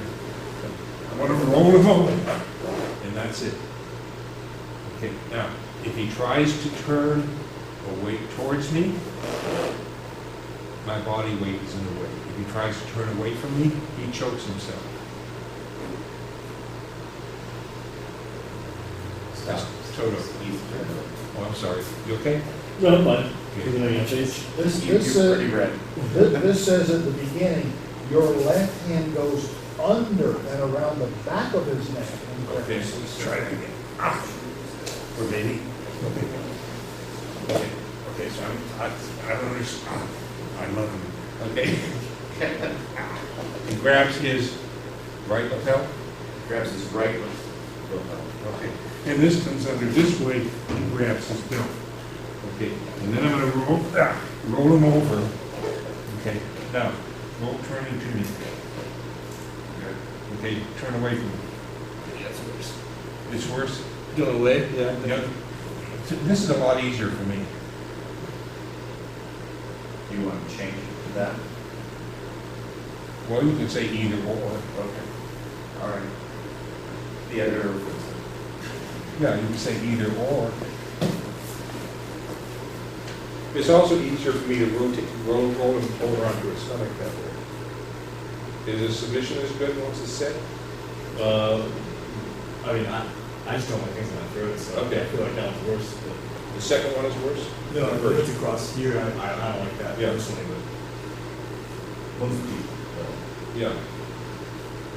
See, but it's going across whether I go this way or come around, my forearm's going to go across his throat. I just think this way is easier, but you can make it either way. I'm not gonna argue. Okay. Next one. And this goes for double lapel grab or choke. All I'm gonna do is I'm here, my hands. I've got to be, see, right now he's too far away from me, so and you're not going to have, when you're in the dojo, many times people do double lapel grab and they stand there, and that'll never happen on the street. They're going to jerk you around, okay, and you've got to time yourself with them, so they, okay, you're going to come with two hands down, they're going to dig into the nerves, top, back, and the neck, okay?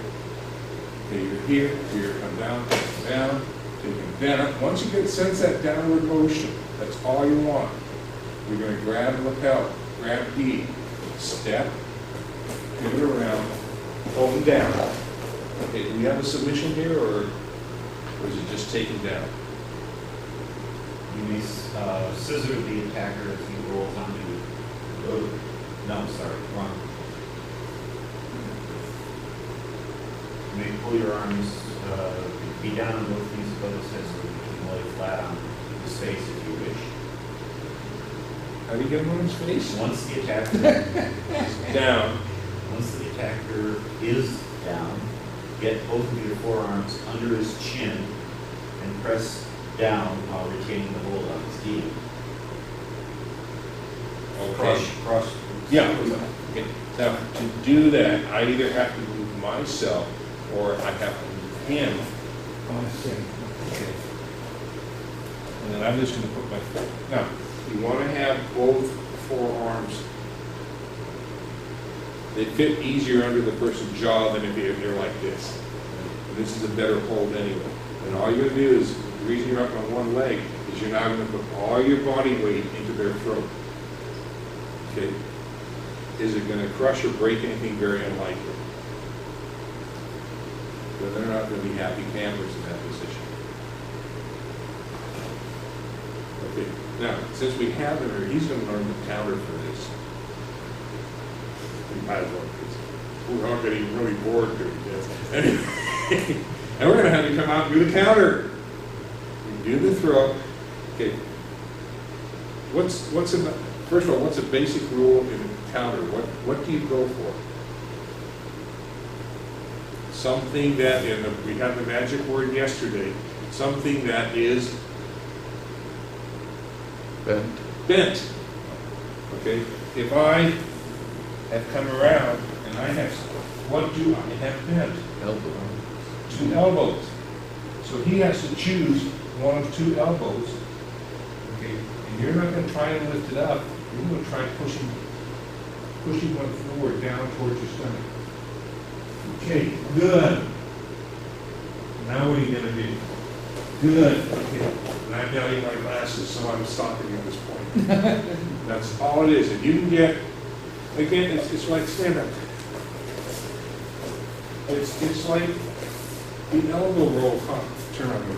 It's like the elbow roll concept. Okay? All I'm doing is rolling the elbow. And if you've got two elbows in here, I just want to roll one down or I want to have it come up. And it'll turn his body because you go after the joint that's bent. Okay? Yeah, you can go after his face on even knee and It's basically the same as a counter for front cross chokes. right, same as for a front crunch. You go after the elbows because that's the weak point. Okay? That's where you can damage the base. And the four-legged stool all of a sudden becomes three-legged. Who came up with the three-legged stool concept of four-legged? I've got it from Michael or Byron, one of the two. I've heard it a long time. Oh, okay. It's an old stool story. Yeah. But anyway.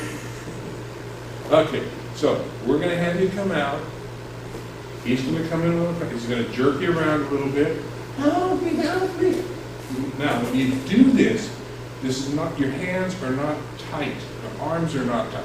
This is a really solid, okay, it's not going to hurt a person.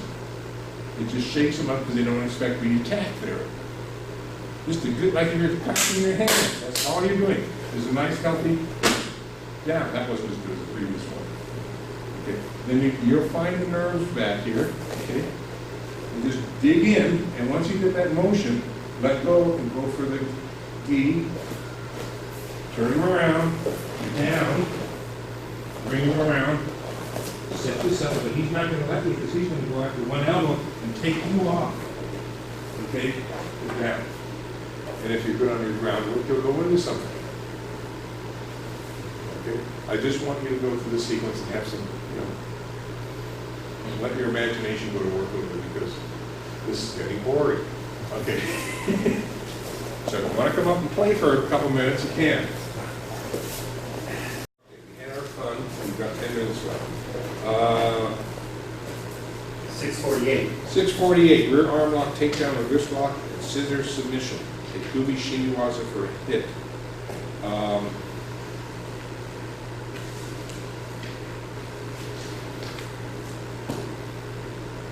Okay, I'll need a top at some point. First part I can do.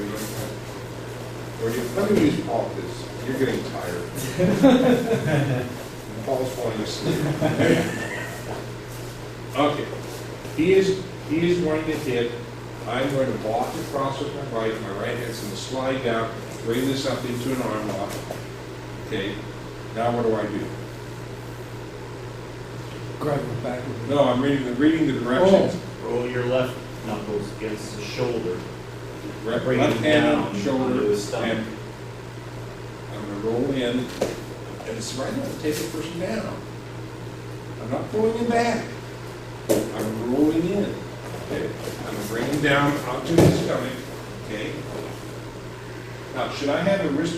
What kind of arm lock should I have? That's one of my questions.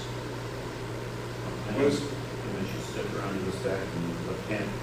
Your left hand grabs his left. It doesn't say. Okay, let's go back. See, I get messed up here. Yeah, because here, again, it's the grip that's... The grip is messing us up. Yeah, because from where I read this, you grip his hand the other way, your hand turned the other way. Okay, so Again, because it says, specifically says, thumb under, index finger on top. Okay, so it'd be like Yes. thumb under. No, no, thumb under, index finger on top. But it says the rest of your hand down the back of his hand. Right, which is what it is. How Which is would what thumb it under, is.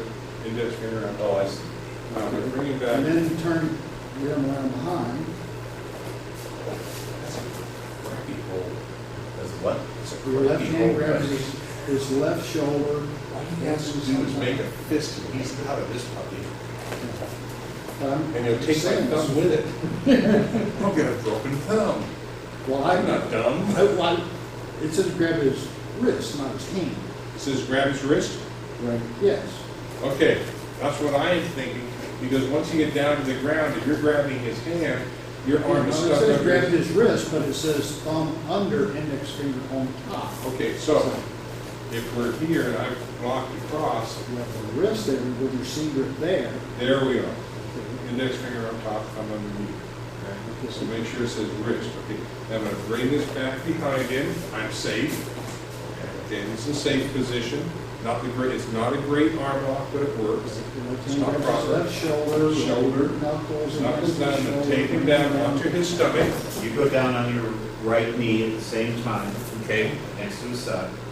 Your left knee steps over to the other side of his head. Okay, watch out for your head.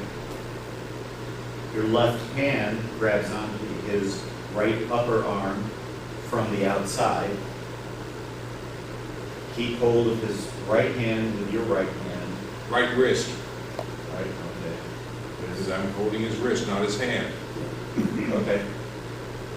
Pull with your left, bring his wrist into a wrist lock as you turn counterclockwise and pull the tacker to you. Okay, so I'm going to go here, and I'm going to turn this way.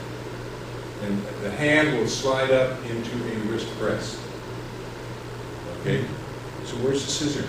Well, it says optional. You may scissor the attacker as he rolls into you and hold onto the wrist lock for submission.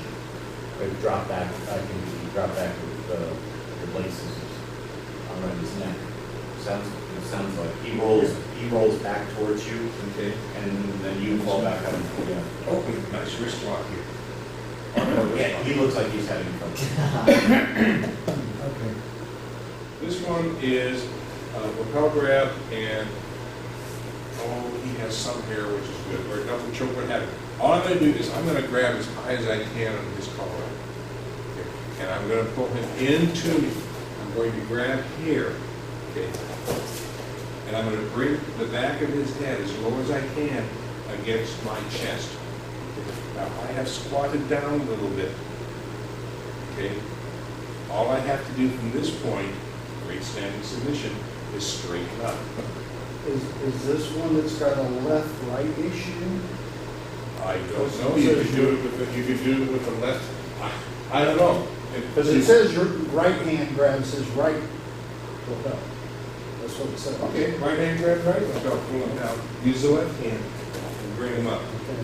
Doesn't matter to me, you can, you know. When you teach this one, be careful. Okay. The problem occurs once you get his set. If the student comes in, if his head is settling here tight, and you come up here real fast, you can cause some serious injury in here, because it'll extend the vertebrae, and that's not good. Okay, so if they're going to come up, make sure they come up very slowly, or let them shift the head to the side, one of the two. Okay, from here, in terms of other techniques, this makes a great oginagi. Okay. You can also go into a taitoshi from this. Okay. And that's, I won't do it here, but I'll turn around here to show you what happens. You've got this puppy down, he's down here, and you just turn, you know, hold him and do your thing. Okay. Just turn his head to the side. He'll be okay if you turn his head, guide his head to the side. You have to protect, in class, you have to protect your uke. Okay? That's more important than protecting yourself. Okay? When upper belts, you know what, you always protect lower ranks. You'll take an injury rather than taking an injury. So just maneuver his head to the side, do your taitoshi, life is good. Okay. And we are done, we're over. Okay, we're gonna take, I know for some of you, this is really tedious. But then some of you for having it right after lunch was really cool because you could let things settle. Because after the break, we're having More nap time. Mark Jordan who's gonna do other stuff. Other than Go green for 1,000. Okay, well, thank you. Okay, and, very good. I'm gonna look at you now. Go ahead, have a seat.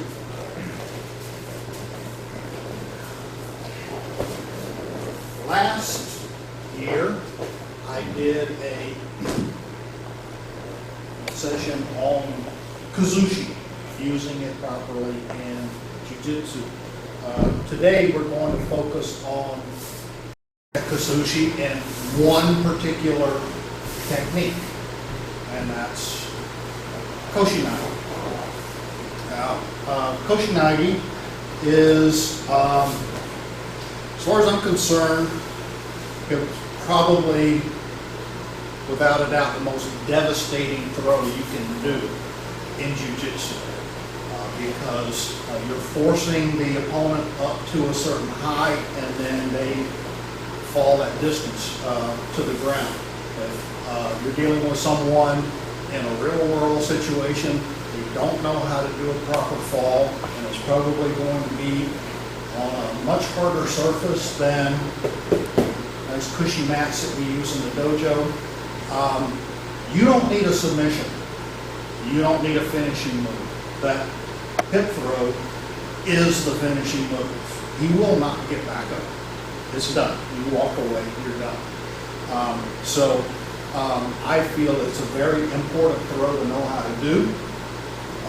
Unfortunately, I see even experienced people, even into upper ranks, that still have problems with Koshi Nage. And so I want to work on things. The reason we're here is to work on solutions to problems, what you should be looking for, how to correct things that need to be corrected. And so we're going to do that today with Koshi Nage. Now, I have these books here for a reason. I'm a bit of a stickler for details. I like to know where things come from, why things are done a certain way, the roots behind certain things. And so I do a lot of research into names of techniques. So understand what it is you're trying to do. You're trying to load him up on your shoulder as if you were carrying your baggage to market. Okay? That's the concept. You got to get it in tight. You got to load it up here because it's loading him up on your back.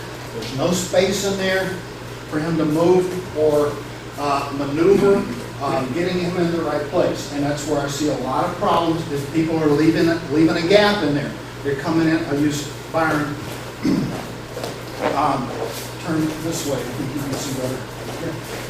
They're coming in, and instead of going in deep and grabbing high up here, they're coming in right about here, and they're leaving all of this space in here. And then when they go in to do it, there's just way too much space in there. Jiu-Jitsu techniques, especially throws, always work better. The tighter you are to your opponent, the better it's going to be. Okay, so we learned how to come in and load them up, how you want to load them up, where you're trying to load them up. All right. The other one is the Kazushi. We said we're taking this, understanding how to use Kazushi. All right.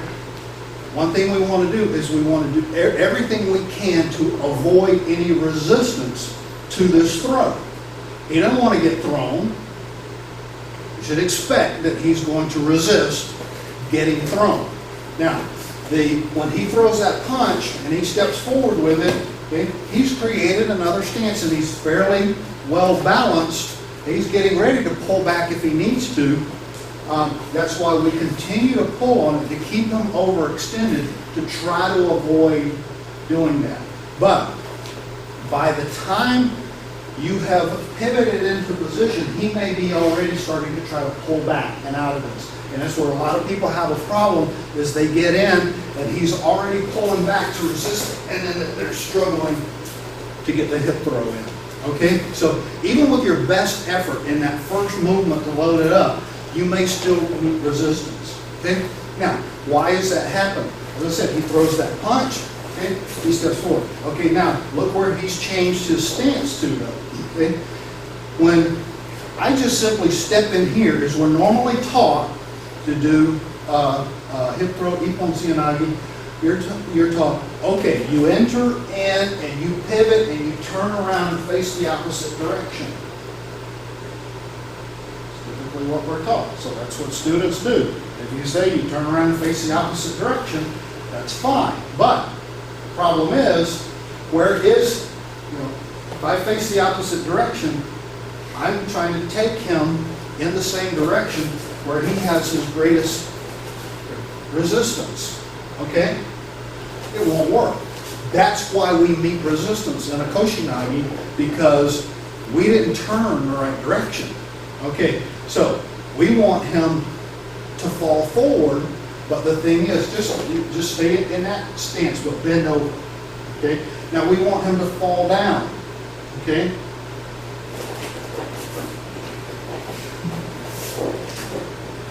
It's not going to happen.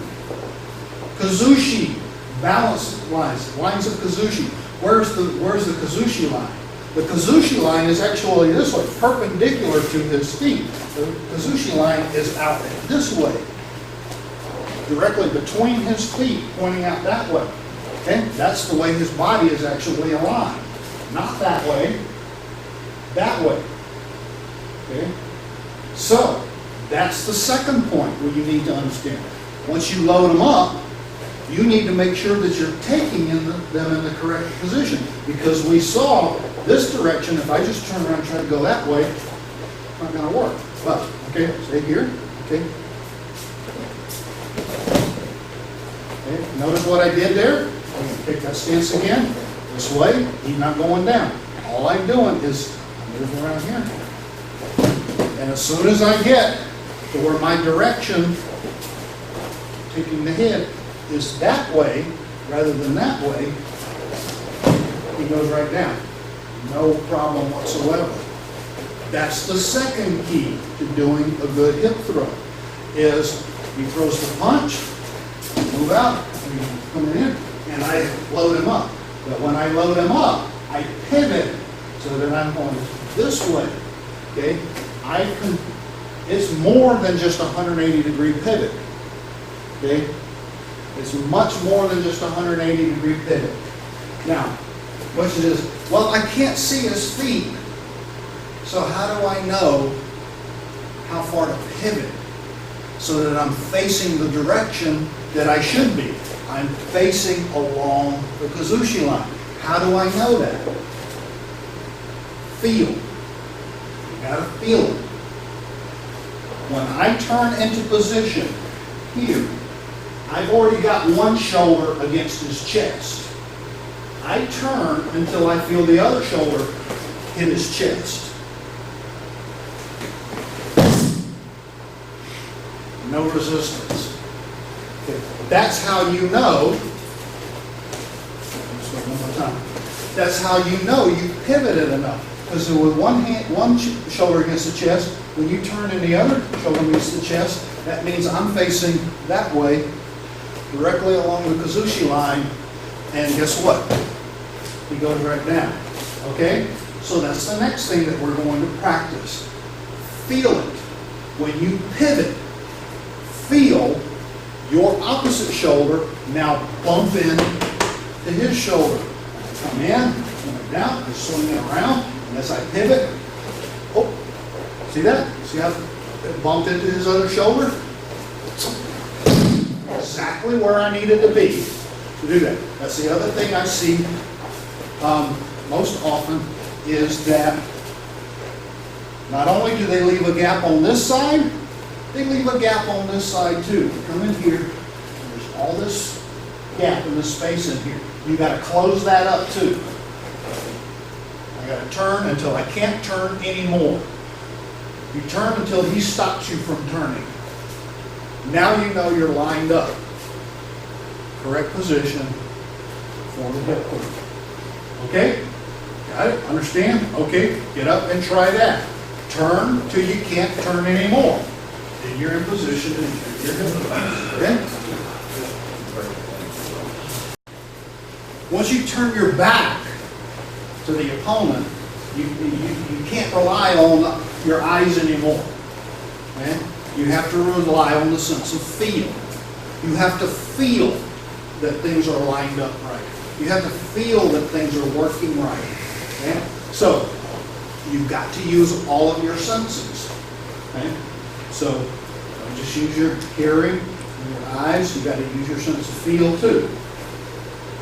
I don't know how to taste and smell work in Jiu-Jitsu, but we'll figure that out. Okay, but that's the idea. You've got to use all of your senses. And you've got to feel that you're lined up right. Don't just rely on guessing. If you're just turning and you're guessing that you've turned far enough, well, you probably guessed wrong. You've got to get some feedback. You've got to know that you're in the correct position. Okay? So you load up the one shoulder, then you turn and load up the other shoulder. That way you know you've got him squarely on your back and you're ready to lift that heavy load because it's balanced. It's lined up in the center. And now you use your leverage of your legs to lift, and they're going to come up because the center point of the load is lined up with the center point of the lifting mechanism. Okay? And then it's just a matter of leverage. And if you leverage it properly, it's very easy for anyone to lift another person at least 1.5 times their own weight with a hip throw. With work and practice, you can lift someone twice your weight.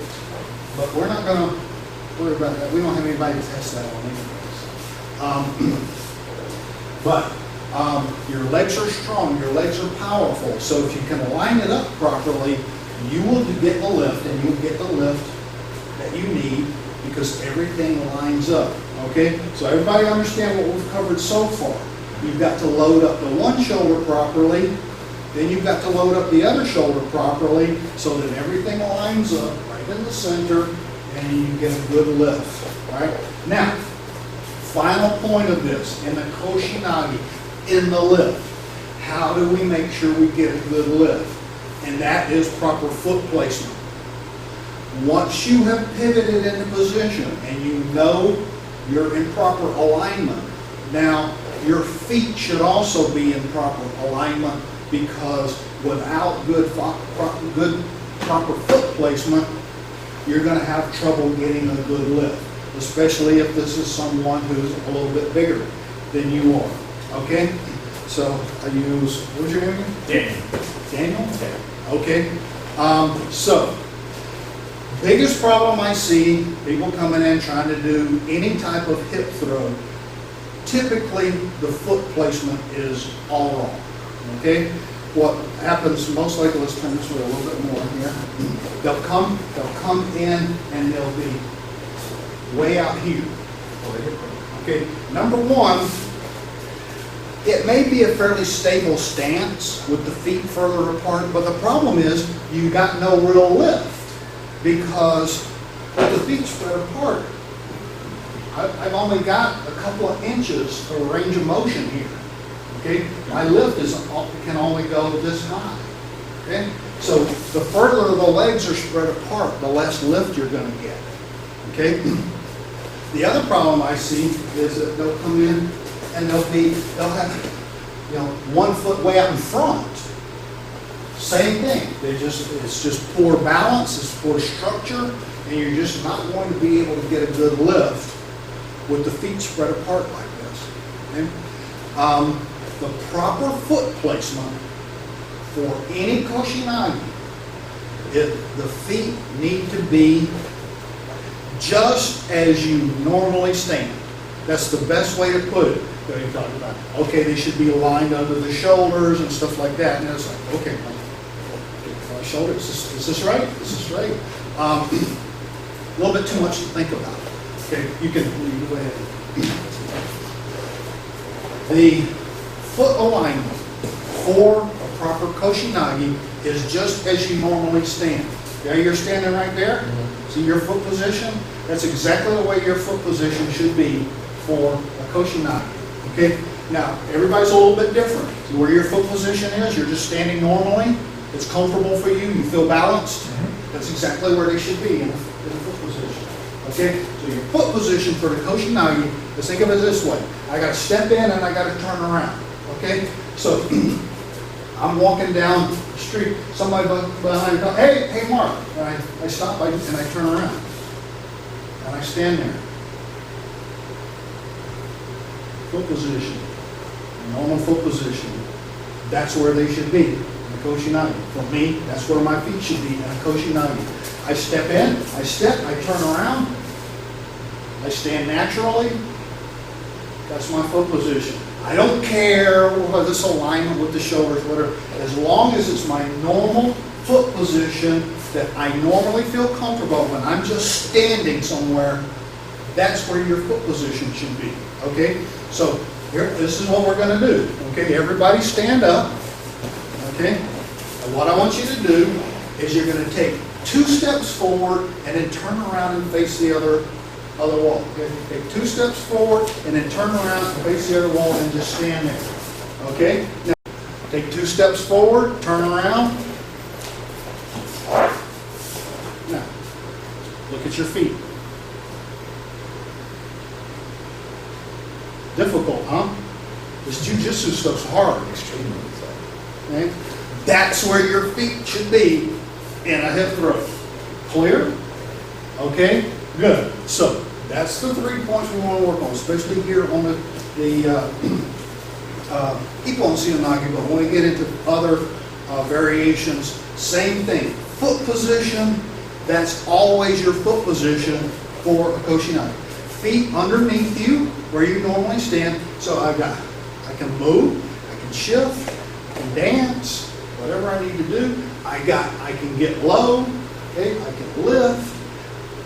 I got full range of motion, and I got all of that power of all of these pistons directly underneath my body that can shoot up and power me up to my full height if necessary.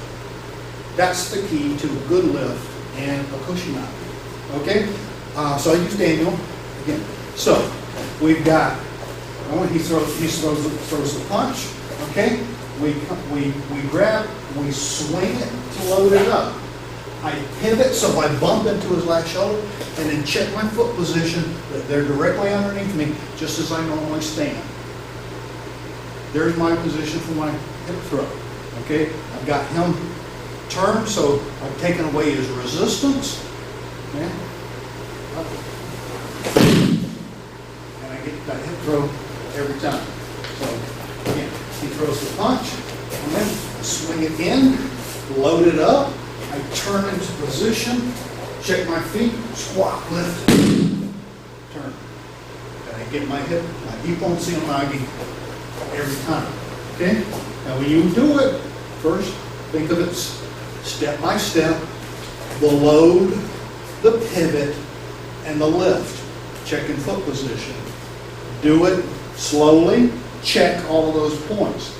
But after you think that you got it down, try to speed it up a little bit. Try to make it all one move instead of load, pivot, squat, just move. Okay? But start off slow. Work through each step. Once you get that down, pick it up a notch and go a little bit faster. Once you ingrain it in the muscle memory, then it becomes permanent. Okay? Got it? All right. So work on Ippon Nage. One, loading properly is a key, and make sure the alignment is key. Making sure that you have turned not just away from him, but you've turned to look down that Kazushi line. And the only way you're going to know you've done that is if you bump into him with the other shoulder as you turn around. Okay? If you're just loading up the right shoulder, it's not going to line up. You've got to load up the left shoulder as well, because that's what's going to align it on the spine, right on the sacrum. That balance point is gonna be right where you've got the maximum leverage, and that's what's going to make it work, okay? Safety, is that the crack in the butt? Okay? Concept. Again, you can't really see it, so you gotta feel it. Yeah. Okay, so, now, like I said, the big problem with hip throws is people just plain aren't doing them right. Okay, so that was the main thing I was trying to cover there, is you gotta make sure all of the elements are there, and you gotta understand what you're doing and why. And once you do that, then it becomes easy to make the adjustments. And when you do it, you're practicing, you're going, this doesn't feel right. This doesn't feel like I'm working. Then you go back. Okay, let's go back to the basics. Back to those key elements. What were those key elements that Sensei told me about? Oh yeah, I'm not turning enough.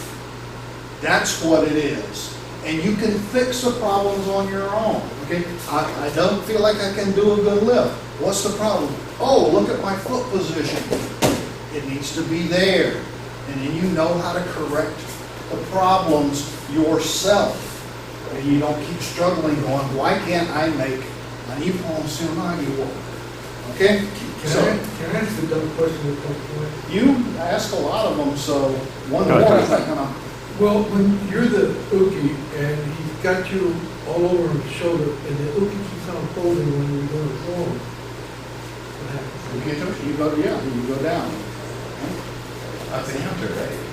Hold on to his other That's shoulder. to the technique. So if he does it, you go. You gotta go down. That's what I figured. That's why you typically, yeah. Again, before you do it, you smack him in the face a few times and say, don't grab me one. Okay, so that's Ippon Tsunagi. So like I said, the main reason people have trouble with it is they miss the key points of the technique. The other reason people struggle with a particular throw is they're using the wrong one in a particular situation. Okay, I use Byron. Okay, a lot of people now they get into a grappling position. Okay, we're doing some old pushing and shoving. We get in a grappling position here. It's always, oh, I want to do a hip throw. Well, that's okay. You want to try to do a hip throw from this position? It's not easy to do, especially if you use the wrong one. Okay? If you ever think that from this position, you're going to be able to step in and do an Ippon Tsunagi from this position, you're kidding yourself. Even if I load this up, even if I try to turn, he's not going to let me turn. He's not going to let me turn into the proper position. So, Ippon Tsunagi works great for a punch. It sucks for grappling position. It won't work. Okay? You've got to use a different variation of a hip throw if you want to do a hip throw from a grappling position. Okay? So, from a grappling position, we don't do a Ippon Tsunagi. We do what we call Ogoshi. Ogoshi, we just call it Ogoshi as major hip throw. Technically, again, in checking where it comes from, what it means from. O, in this instance, means to push. Okay?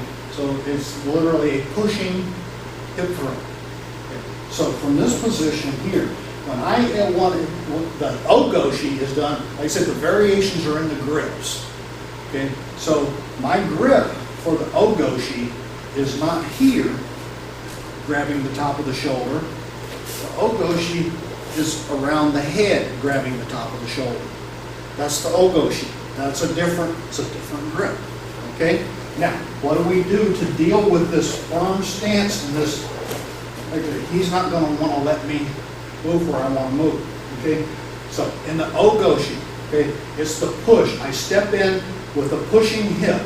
And to do that, okay, notice how I didn't just put here and grab and turn around. That's not going to work. Okay? I got to hit him. I gotta use a full body contact, full body pump. Push in with the hip. Okay, see how I got him to move? It took away that firm stance. That's the only way you're gonna do it. So take away that firm stance. And then once you do, once you come in, take away that firm stance. Now you turn into here. Once again, turn to your Kazushi line and do your throw. Okay? So, from a grappling position, you step in, you hit him. Okay? This comes around, you hit, grab, and throw. Okay? That's the only way it's going to work from a grappling position. Okay, from here, again, some of you, even in the last one, you were a little uncomfortable hitting them hard this way. You were uncomfortable hitting them. Yeah, so hit them. It's not going to hurt. Well, you're really going to be uncomfortable in this one because I mean, he's going to got a firm stance. I mean, hit him. Okay? It's the only way you're going to break that stance. You're going to break that resistance to get him off balance. It's the only way you're going to get that throw in. It'll never work any other way. So you've got to use body contact. Okay? Got it? Then everything else is the same. The pivot, all the way to the Kazushi line, position, lift, and throw. Okay? Got it? And Ogoshi, forward grappling. Okay? We're going to try that. 4 minutes left. Let's move ahead, but you get the idea. Depending on the situation is going to change what you're going to have to do. Now that was still a hip throw. It was just a variation on hip throw, a different grip, a different entry. But the final result was still the same, getting a position where I can use the lift of my legs. So foot position, hip position, all of that still has to line up. It's just you've got to recognize the scenario is different. So I got to use the proper tools for the situation. Okay? When I need to use a saw, if I pull out a hammer, I'm probably going to have trouble doing the job I need to do. Okay? Okay? Phillips head screwdriver, flathead screwdriver, don't really work right in that proper situation, right? So you got to recognize what you got and what you're going to deal with. Okay? All right. So next situation, a little bit different, not quite as dynamic, but still a situation where hip throw pops into your head. I think I would like to slam this guy, but situation is different. All right. Let's see. I used Daniel again on this one. Okay. So in this situation, someone just wants to get in your face. That's coming for a lapel grab. Now, I know beginners and teaching Jiu-Jitsu, we do lapel grab. Pardon me, Yeah, sir. okay. No. Yeah, we gotta teach students sometimes how to be aggressive, how to be mean. So when somebody comes in and does a lapel grab, we don't just say, "Oh, that's a very fine material." How'd you get that? That's not a lapel grab. Lapel grab. They want to get in your face. They don't grab it. Hey, I saw what you did. I saw what you did. Okay? That's a lapel. Okay. Now, when he comes in here and grabs and pulls me in close, again, I have a little bit of difficulty here. Number one, he does still have a fairly good stance, but my movement is somewhat limited. Because this is in tight, I can't even get this, I can't really even get that underneath to do Ippon Seonagi. So Ippon Seonagi is out because I can't get under the arm. Okay? I don't have the extension here to use this and get in and use the Ippon on that. So again, I've got to change the variation that I use in order to do a hip throw. So on this one, and because he's pulled me in close, we're so close, then look how close I am here. Here is where we use an obi-nagi. Obi-nagi means come in, grab the belt. Okay? I'm in here so close already. All I have to do is turn a little bit, and make sure I don't get hit with that. And Real good. Grab the belt. Going for the throat. Okay? Now, it's called Obinagi because that's the way it's taught. We go in, we'll turn this way a little bit so we can see with the camera and everybody can see. Notice, as I reach around, I grab the belt. Now, if you're going to grab the belt, you need to grab as far around as you can. If you just grab it here in the center or over here, you're going to put yourself in an awkward situation. Reach around as far as you can. But that's okay. On this one, like I said, that's the way technically. He grabs, pulls me close. Reach around the waist. Grab. You can grab belt if you want to. Just make sure you grab the weight as far around as you can. Otherwise, just place the hand, hook it around his waist. Because if you're dancing, again, pivot in position as far as you can. Squat, lift, and throw. Okay? So, for a lapel grab, he pulls you in close. Obinagi, great technique because it's easy to slip that hand in there and do your hip throw. Okay? But again, turning far enough so you're on the Budoshin line, feet underneath you for a good lift. Okay? Let's try that a couple of times and we'll have time for one more before we go. That one works? Right to my shoulders. This one. Is that right? You only got 10 more minutes? Okay, so the point is, there are different variations of Koshinagi for a reason. If we didn't need all those variations, then why do we teach them? Okay, they're there for a reason, because different situations call for different responses. So you got to understand, what have I got available that I can use? I teach in my core curriculum, I teach at least a dozen different variations of Koshinagi alone. These are just a few of the variations, okay? And each one you can find probably 2 or 3 different scenarios that you could use each one. You just have to play around with them and see which ones works best in what situations, okay? So this last one, it's a more advanced technique. It's not taught until brown belt ranks because you've got to get all the other variations down first and really understand how to do a Koshinagi correctly. Otherwise, you won't understand how to do what we call Tenchi Nage. Tenchi means heaven and earth throw. Okay?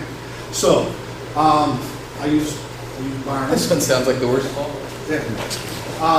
So, Good instincts. in a situation, here are a perfect example where you may want to use the Tenchi Nage, all right, for a front choke.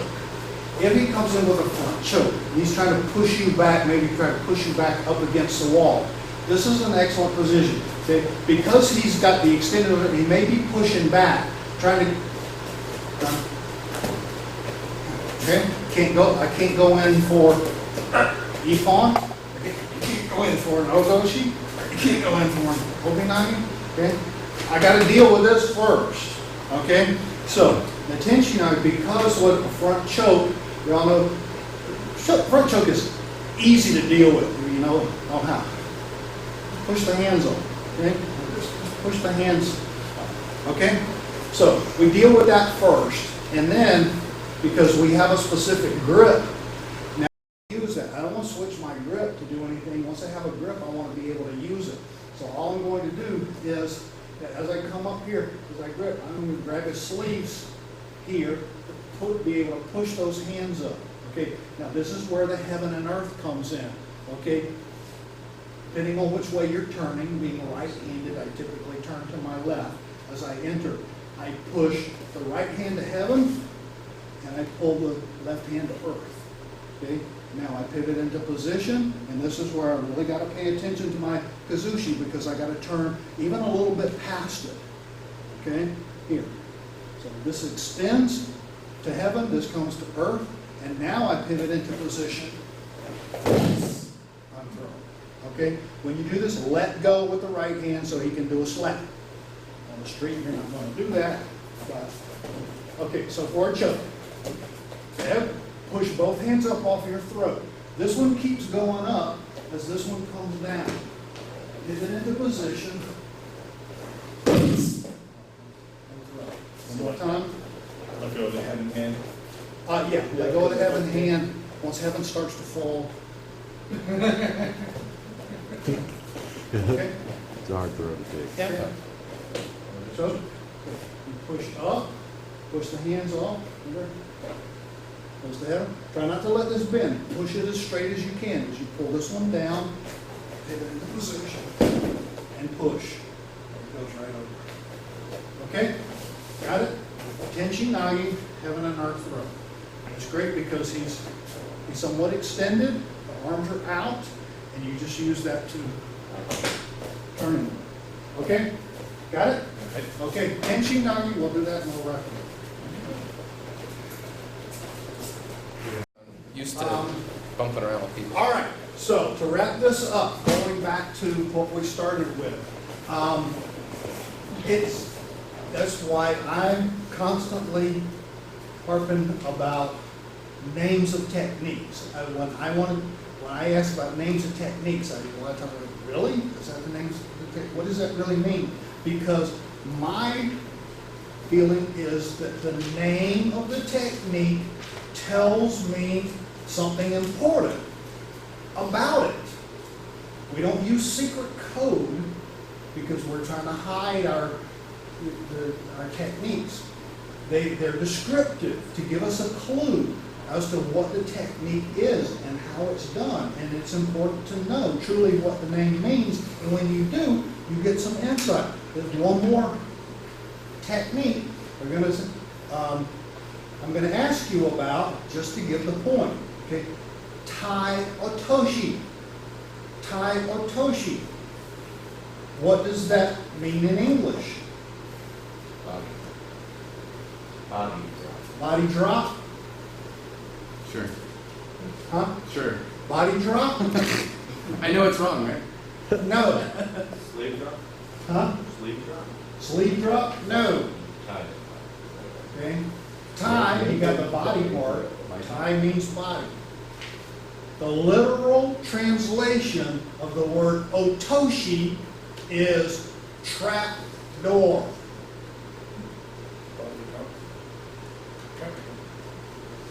It's to give you a visualization.